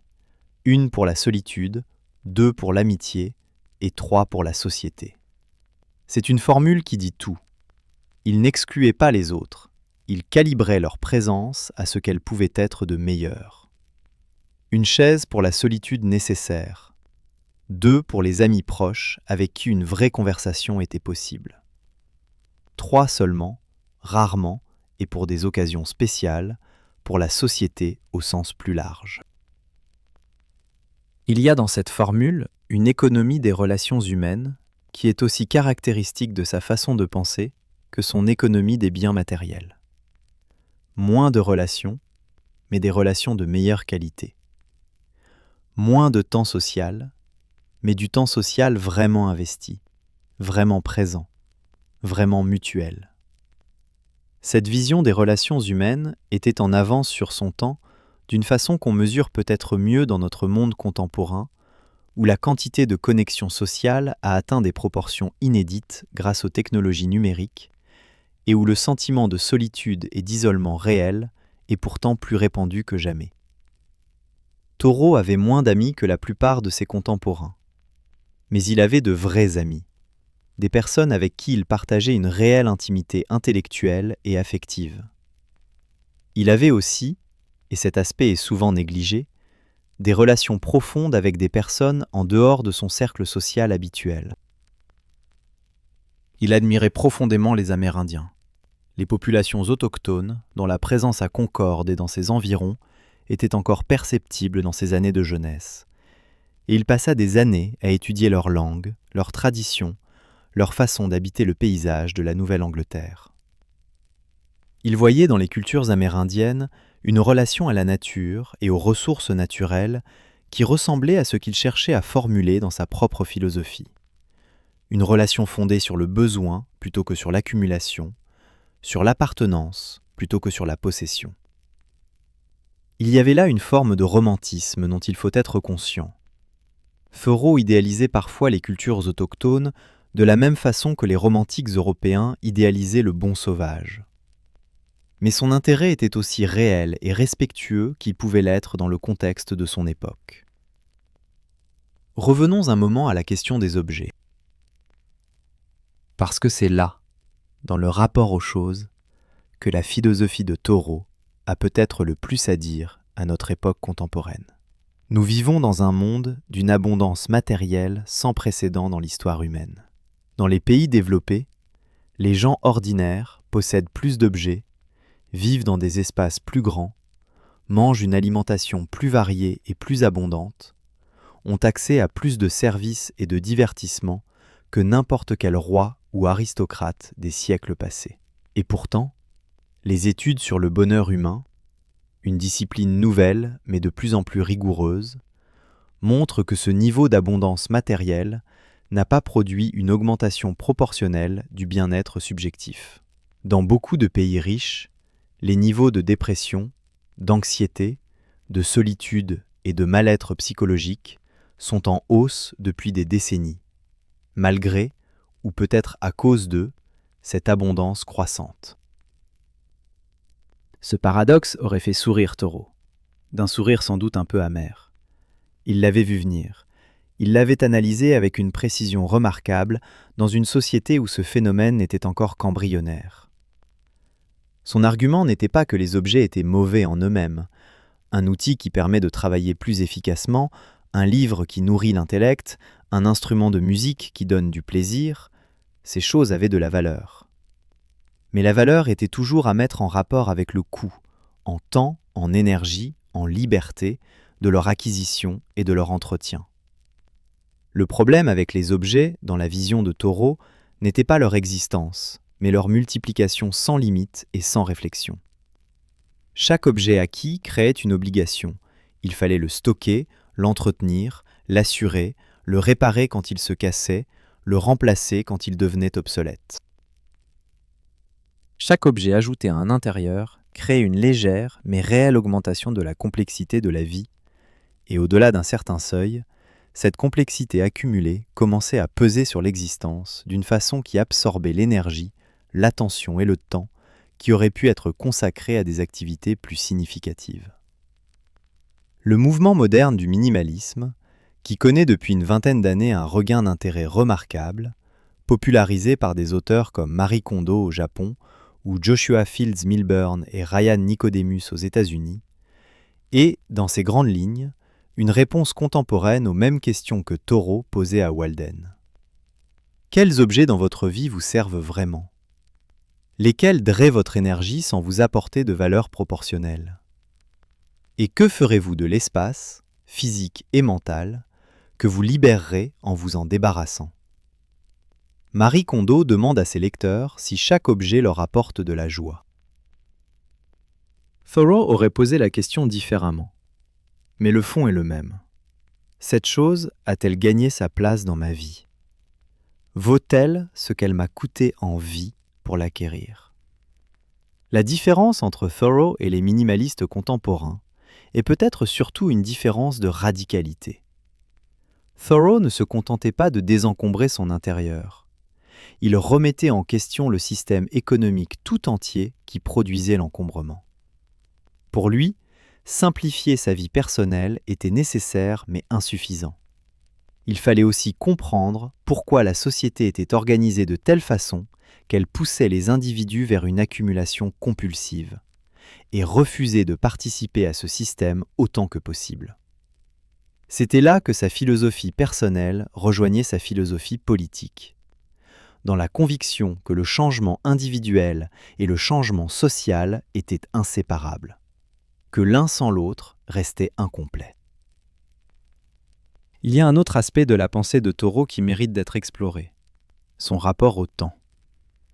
Non pas le temps au sens de la durée, mais le temps au sens de l'époque, la modernité du XIXe siècle et ce qu'elle impliquait pour la façon dont les êtres humains habitaient leur existence. Taureau vivait dans un monde où la vitesse augmentait pour la première fois de façon dramatique et perceptible dans la vie quotidienne. Le chemin de fer, qui traversait la région de Concorde dans les années où il écrivait Walden, n'était pas seulement un moyen de transport, il était un changement fondamental dans la façon dont les humains percevaient l'espace et le temps. Des trajets qui prenaient autrefois plusieurs jours à cheval se faisaient maintenant en quelques heures. Des informations qui mettaient des semaines à traverser le pays pouvaient maintenant être transmises en quelques jours. La modernité accélérait. Et Taureau regardait cette accélération avec une suspicion que beaucoup trouvaient incompréhensible. Dans Walden, il écrit une phrase célèbre sur le chemin de fer. « Nos vies ne vont pas assez vite pour que le train soit nécessaire. » C'était une provocation délibérée, une façon de renverser la logique dominante qui voyait dans la vitesse une amélioration en soi. « Aller plus vite, disait Taureau, n'est une amélioration que si vous savez où vous allez. Si votre destination est insignifiante, vous y arriverez plus vite, mais cela ne rend pas le voyage plus significatif. Et si la vitesse elle-même vous empêche de remarquer ce qui se passe le long du chemin, les détails, les beautés, les leçons que la lenteur vous aurait permis de voir, alors la vitesse est une perte nette, pas un gain. Cette critique de la vitesse pour la vitesse est d'une actualité vertigineuse dans notre monde numérique, où les informations se succèdent à une cadence qui rend toute réflexion approfondie de plus en plus difficile, où les applications sont conçues pour maximiser l'engagement, c'est-à-dire pour s'accaparer le maximum de notre attention pendant le maximum de temps possible, et où la surcharge cognitive est devenue une condition chronique pour beaucoup de gens. Thoreau n'avait pas de smartphone, mais il avait le chemin de fer, les journaux quotidiens, le télégraphe, les technologies de son époque qui accéléraient le flux d'informations et créaient une forme précoce de surcharge sensorielle. Et il avait choisi, délibérément, de s'en éloigner. Pas de façon absolue. Il lisait les journaux, il restait informé des événements du monde. Mais il maintenait une distance entre lui et le flux continu des nouvelles qui lui semblait nécessaire pour conserver une clarté de pensée. Cette distance, cet espace de silence et de lenteur qu'il s'était ménagé à Walden, n'était pas une fuite du monde. C'était une condition nécessaire à la pensée profonde. On ne peut pas penser vraiment dans le bruit constant. On ne peut pas observer attentivement quand on est perpétuellement distrait. On ne peut pas écrire avec profondeur quand l'esprit est en permanence sollicité par les urgences du moment. Thoreau avait compris quelque chose que les neurosciences contemporaines confirment, que la pensée profonde, la créativité, l'insight, la sagesse, toutes ces capacités humaines qui nous distinguent le plus profondément des animaux et des machines, requièrent du temps non structuré, de la lenteur, du silence. Elles ne peuvent pas être produites à la demande, en mode accéléré, entre deux notifications. Elles émergent dans l'espace que l'on crée pour elles, patiemment, régulièrement, comme des plantes qui ont besoin de lumière et d'eau et de temps pour pousser. Il faut maintenant parler d'une chose que Thoreau lui-même admettait rarement explicitement, mais qui est évidente pour quiconque lit sa biographie avec honnêteté. Les limites et les contradictions de sa vie et de sa pensée. La première contradiction est celle de sa dépendance. Thoreau prêchait l'autosuffisance et vivait en partie aux dépens d'autres. Sa mère lui apportait régulièrement des tartes et des petits gâteaux pendant ses années à Walden. Son repas du dimanche chez sa famille était une institution régulière. Il utilisait le terrain d'Emerson sans payer de loyer. Ces faits sont réels, et ses critiques les ont utilisés pour dénoncer son hypocrisie. Mais cette critique manque quelque chose d'important. Thoreau ne prêchait pas l'autarcie absolue. L'idée qu'un être humain pourrait vivre en totale indépendance de toute autre personne était pour lui aussi absurde que de prétendre qu'une plante pourrait pousser sans sol ni eau. Ce qu'il prêchait, c'était la conscience de ses dépendances. Savoir exactement ce dont on avait besoin des autres, le recevoir avec reconnaissance et éviter de créer des dépendances inutiles qui entravent la liberté des uns et des autres. La deuxième limite est celle du genre et de la race. Thoreau était un homme blanc, instruit, dans une société qui donnait à des hommes comme lui des privilèges extraordinaires. Son expérience de Walden n'aurait pas été possible pour une femme de son époque, qui n'aurait pas eu le droit de posséder un terrain, de vivre seule dans les bois sans perdre sa réputation, ou de consacrer 2 ans à une réflexion philosophique sans être considérée comme une folle. Elle n'aurait pas été possible pour un noir du Massachusetts de 1845, dont la liberté de mouvement, de choix, d'expression était infiniment plus contrainte. Thoreau savait cela, au moins partiellement. Son engagement dans la cause abolitionniste le montre. Mais sa philosophie de la simplicité volontaire était formulée du point de vue d'un homme qui avait déjà les libertés fondamentales. La liberté de choisir, la liberté de se déplacer, la liberté de s'exprimer, que beaucoup de ses contemporains n'avaient pas du tout. La troisième limite est celle de son rapport aux changements sociaux structurels. Son approche était fondamentalement individualiste. Elle proposait des solutions individuelles à des problèmes qui étaient aussi collectifs. Refuser de payer ses impôts, vivre simplement, protester par l'exemple, tout cela était noble et cohérent. Mais les grandes causes pour lesquelles il militait, l'abolition de l'esclavage, la justice pour les populations autochtones, nécessitaient aussi des changements politiques et institutionnels que la désobéissance individuelle seule ne pouvait pas produire. Thoreau le reconnaissait implicitement dans la désobéissance civile, où il appelait d'autres hommes à rejoindre sa résistance. Mais sa méfiance fondamentale envers les institutions, les organisations, les partis politiques, le rendait peu à même de construire les coalitions qui auraient pu transformer ces principes en changements durables à l'échelle de la société.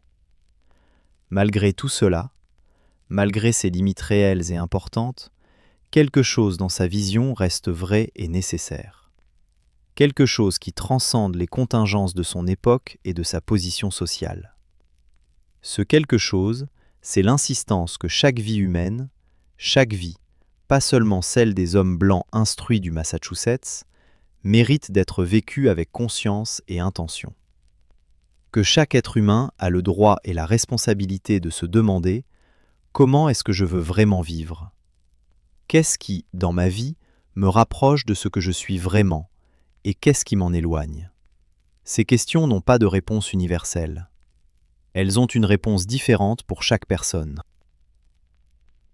Mais le fait de les poser, le fait de refuser d'accepter sans examen les réponses toutes faites que la société offre, est déjà en soi un acte de liberté. Et c'est cet acte de liberté que Thoreau a incarné, avec toutes ses imperfections et ses contradictions, dans une vie qui fut courte, mais d'une densité remarquable. L'été de 1845 à Walden avait quelque chose de particulier. Les nuits étaient courtes, à peine 5 heures de vraie obscurité entre le crépuscule et l'aube. Thoreau restait souvent éveillé tard, assis sur le seuil de sa porte, à regarder les étoiles se déplacer lentement au-dessus des pins. La Voie lactée traversait le ciel comme une rivière de lumière, et Thoreau la regardait avec la même attention qu'il portait à la rivière Concorde en contrebas, cherchant dans ses courbes et ses concentrations lumineuses un sens, une structure, une leçon. Il y avait, dans ces nuits d'été de Walden, une qualité de silence qu'il décrivait avec précision dans ses journaux. Ce n'était pas l'absence de son. La forêt était pleine de sons. Les grenouilles dans les marais, les criquets dans les herbes, le vent dans les cimes des pins, le clapotis léger de l'eau contre les rives de l'étang. Mais tous ces sons ensemble créaient une texture sonore qui n'avait rien à voir avec le bruit de la ville.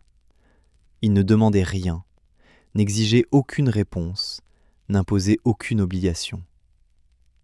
Ils étaient simplement là, comme la vie était simplement là, se déroulant autour de lui sans se soucier de lui.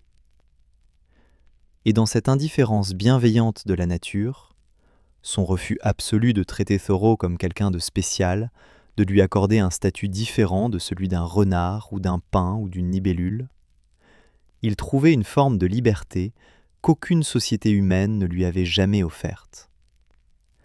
La nature ne l'appréciait pas.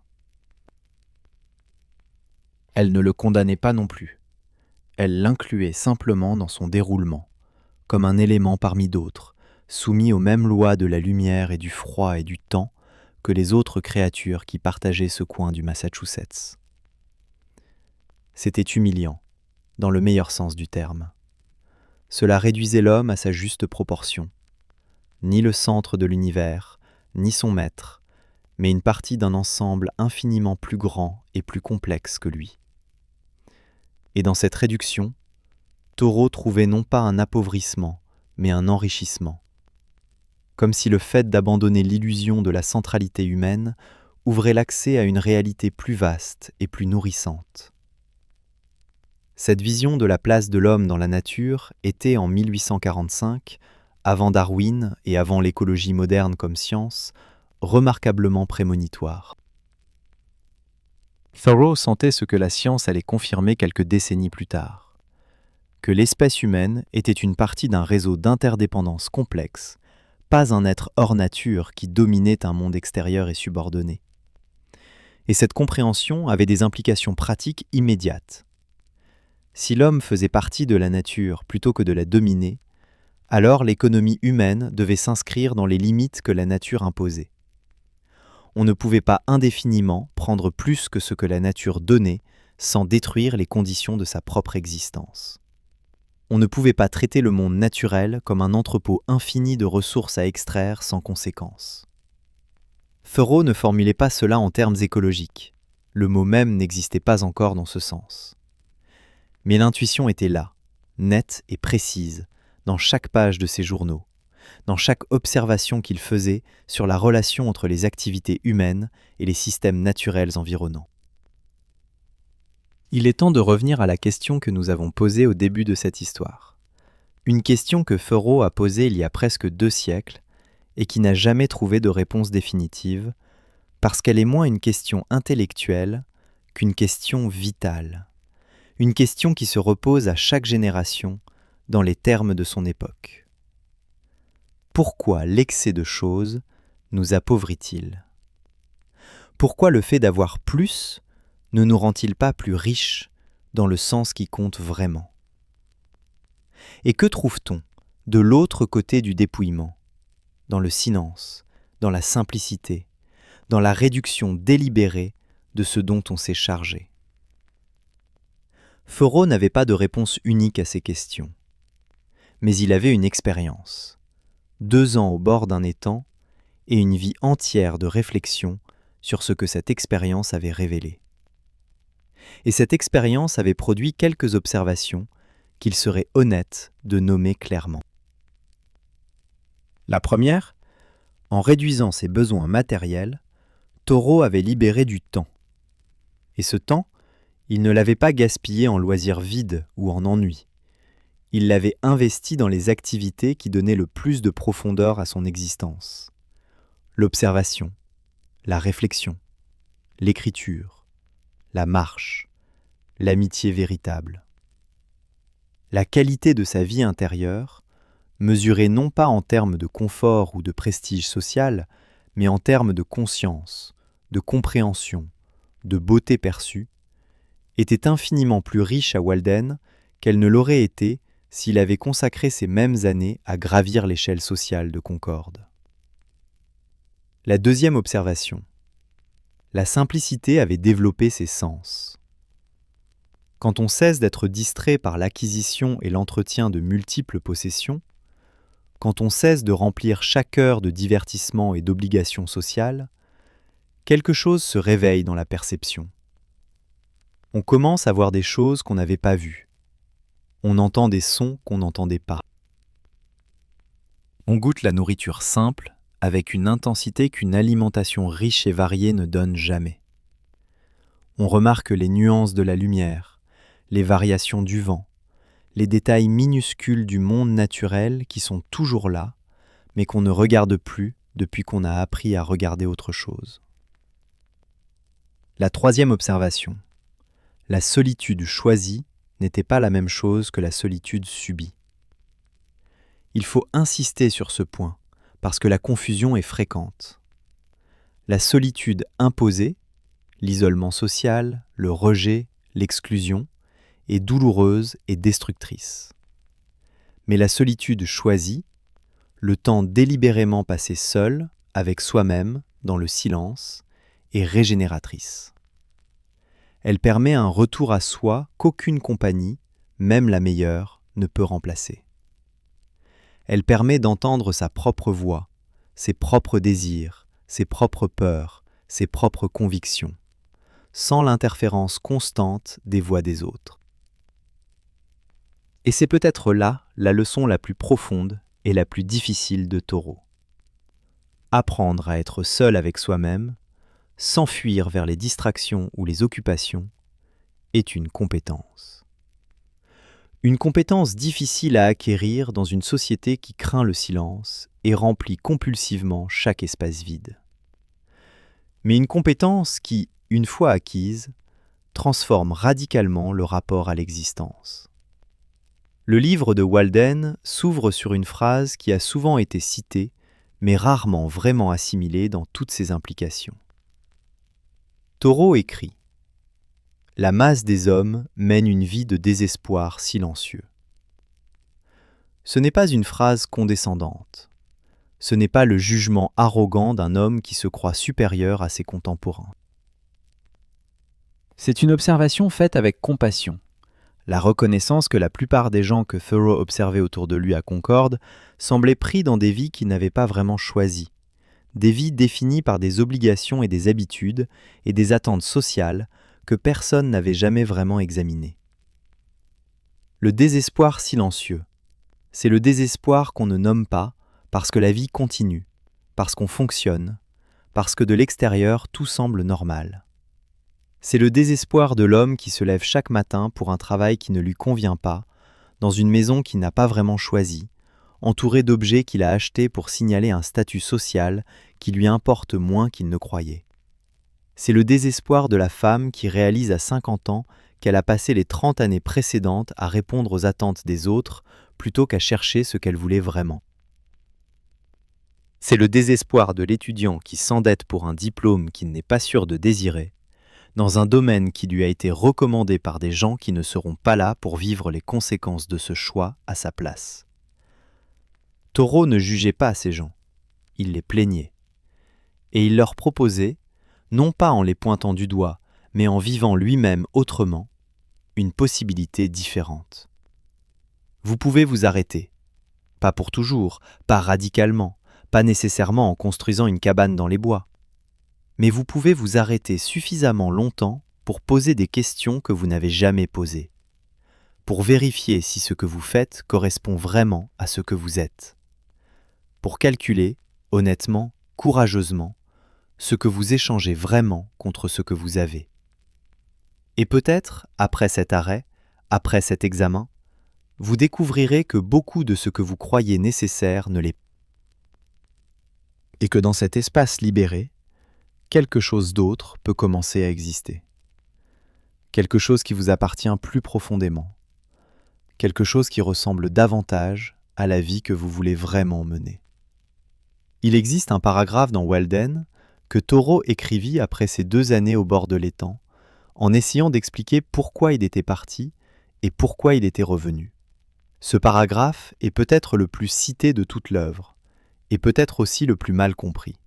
Il écrit « Je suis allé dans les bois parce que je voulais vivre délibérément, ne confronter que les faits essentiels de la vie, et voir si je ne pouvais pas apprendre ce qu'elle avait à enseigner, et ne pas découvrir, au moment de mourir, que je n'avais pas vécu.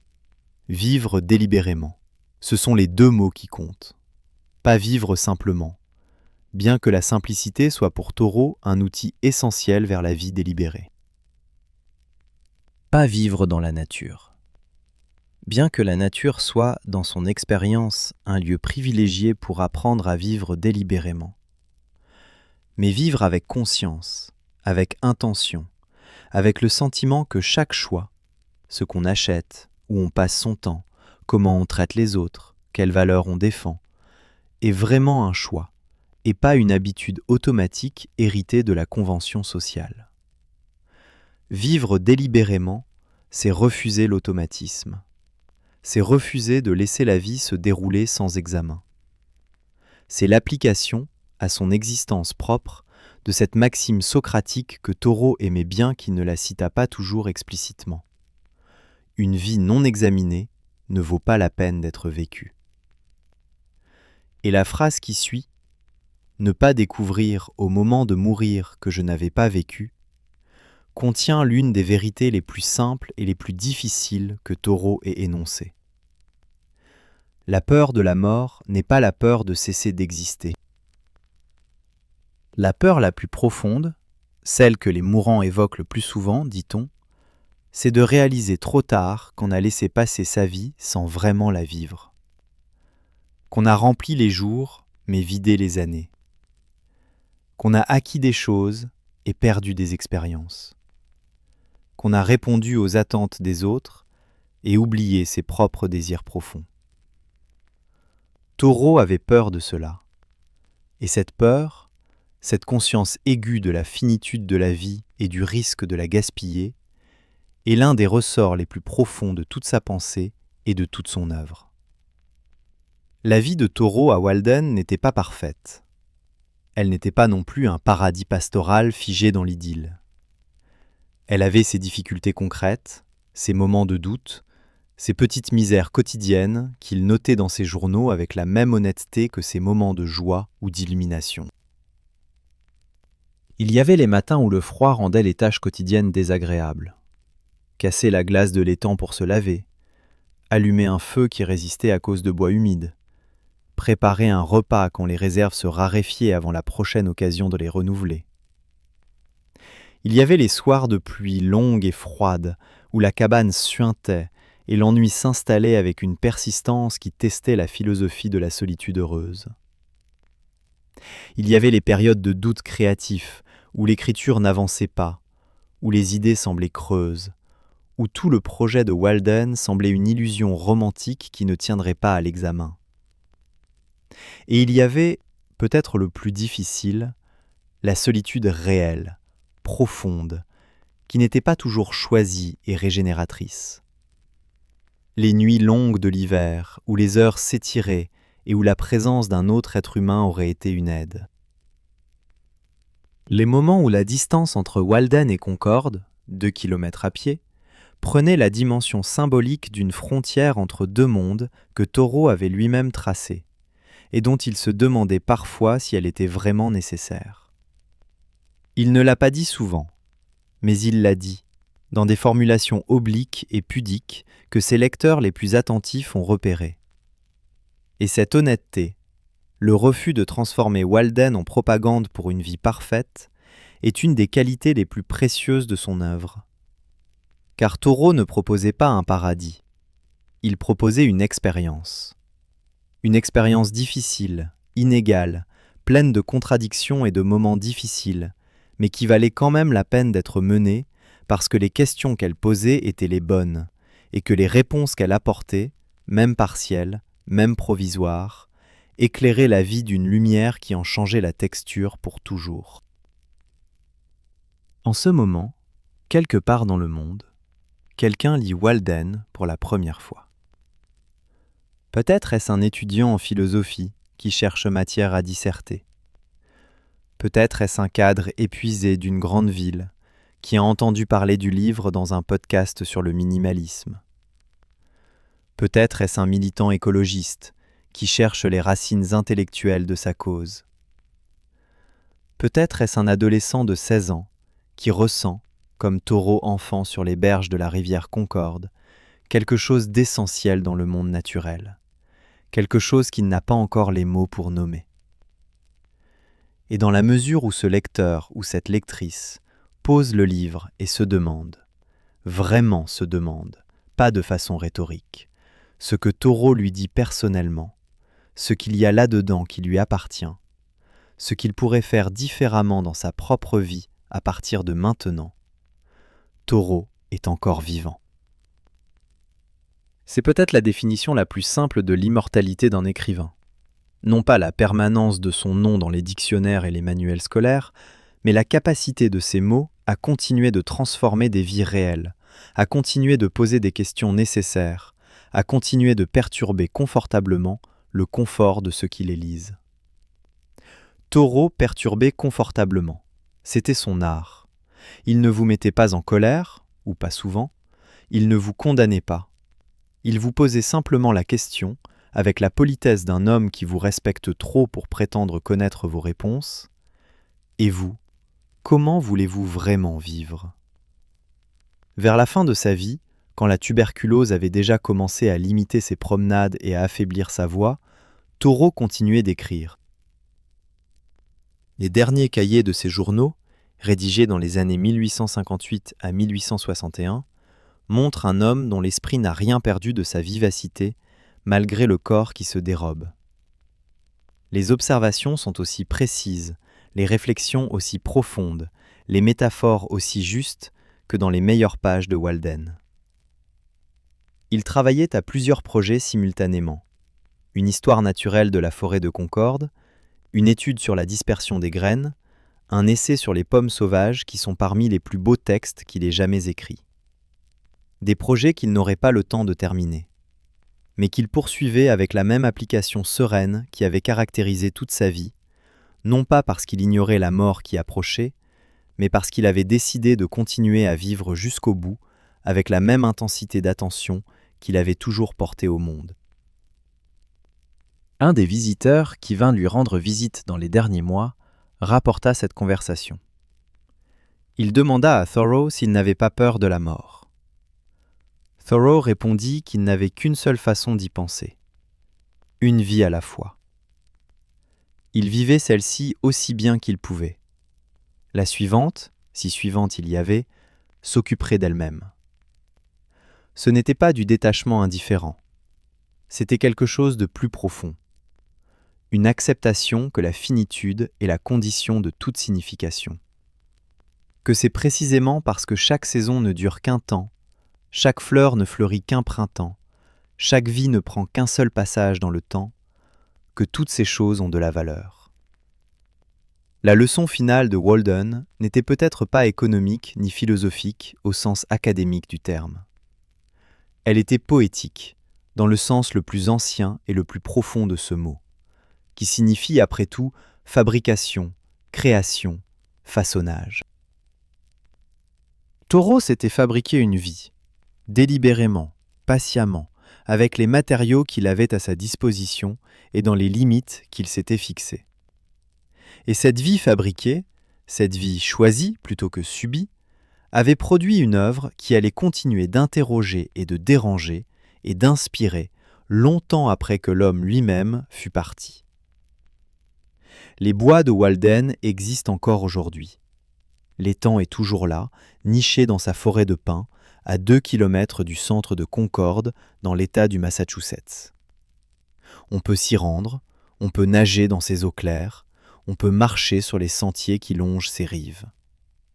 On peut même trouver, marqué par un tas de pierres que les visiteurs accumulent depuis des décennies selon une tradition spontanée, l'emplacement exact où se trouvait la cabane de Thoreau, disparue depuis longtemps, mais dont les contours sont encore visibles si on sait regarder. Des centaines de milliers de personnes visitent Walden chaque année. Certaines viennent en pèlerinage littéraire. D'autres cherchent simplement un coin de nature propre dans une région fortement urbanisée. D'autres encore viennent vérifier quelque chose, voir si l'endroit correspond à l'image qu'ils s'en étaient faite en lisant le livre, si quelque chose de l'atmosphère que Thoreau décrivait y est encore perceptible. Et bien souvent, la réponse est oui. Pas parce que Walden est un lieu magique au sens sentimental du terme, mais parce que la nature, cette forêt de pins et ce lac d'eau claire, fait ce que la nature a toujours fait pour ceux qui lui accordent un peu d'attention. Elle ralentit quelque chose en vous. Elle ouvre quelque chose. Elle pose la question sans la formuler. Tout cela est encore là, 200 ans plus tard. Les oiseaux, la lumière, l'eau, le silence relatif entre les arbres. Et au fond de ce silence, si on reste assez longtemps, on peut presque entendre la question que Thoreau continuait de poser à ses visiteurs avec la politesse légèrement ironique qui était sa façon naturelle de parler aux gens qu'il aimait. Alors, comment vivez-vous ? Est-ce vraiment ainsi que vous voulez vivre ? La grandeur de Thoreau n'est pas dans la réponse qu'il a donnée à sa propre vie, bien que cette réponse fût remarquablement cohérente et courageuse. Sa grandeur est dans l'insistance à poser la question, dans le refus de laisser les évidences sociales tenir lieu de réponse, dans la conviction qui guidait chaque page qu'il écrivait, chaque journée qu'il passait à Walden, chaque acte de désobéissance civile qu'il accomplit, que la vie méritait d'être examinée, et que cet examen, aussi dérangeant soit-il, était le début de toute liberté réelle. Il n'était pas parfait. Il n'était pas cohérent à 100%. Il avait ses avantages, ses angles morts, ses contradictions, comme tout être humain. Mais dans cette imperfection documentée avec une honnêteté parfois brutale, il était peut-être encore plus utile que s'il avait été un saint ou un sage, parce qu'il était reconnaissable, parce qu'on pouvait se voir dans ses luttes, même en n'ayant pas le même contexte de vie, la même époque, la même formation. Ce qu'il a laissé derrière lui n'est pas une doctrine, ce n'est pas un système, ce n'est pas un modèle à reproduire. C'est une attitude, une façon d'habiter sa propre existence avec l'attention et l'honnêteté que nous devons aux choses qui comptent vraiment. Et cette attitude, cette façon d'être dans le monde, présent, conscient, économe de ce qui vaut vraiment d'être dépensé, généreux de ce qui peut être donné sans s'appauvrir, reste, 2 siècles après Walden, aussi nécessaire, aussi rare et aussi difficile à pratiquer qu'elle l'a jamais été. Quand vous vous endormirez ce soir, vous emporterez peut-être avec vous cette image. Un homme, assis sur le seuil de sa cabane de bois, au bord d'un étang du Massachusetts, par un matin d'été du XIXe siècle. Le soleil est encore bas, la lumière encore dorée, la brume encore accrochée aux berges de l'étang. Les oiseaux chantent dans les pins. L'eau est immobile et claire. L'homme ne fait rien. Il regarde. Il écoute. Il respire l'air humide et résineux de la forêt matinale. Et dans cette inaction délibérée, dans ce silence choisi, dans cette présence sans autre objectif que d'être là, dans tout cela, il accomplit quelque chose que beaucoup de ses contemporains, et peut-être beaucoup d'entre nous, n'auront jamais le temps ni le courage de vraiment apprendre à faire. Il vit, pleinement, délibérément, dans l'instant.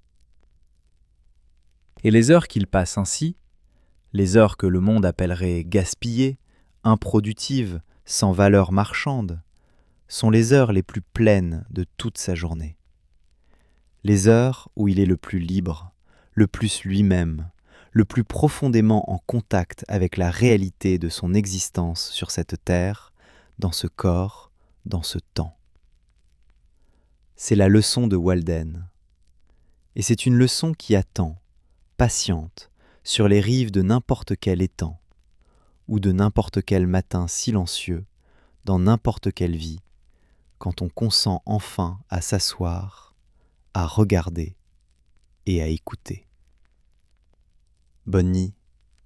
Et si vous rêvez ce soir, rêvez peut-être d'un étang bleu-vert sous les pins du Massachusetts, et d'un homme qui n'avait presque rien, et qui se trouvait, pour cette raison même, plus riche que ses voisins ne pourraient jamais l'imaginer. Si vous avez aimé cette histoire, proposez vos idées de prochains sujets dans les commentaires, abonnez-vous à la chaîne et laissez un like. Cela aide vraiment à faire connaître ces récits à ceux qui pourraient en avoir besoin.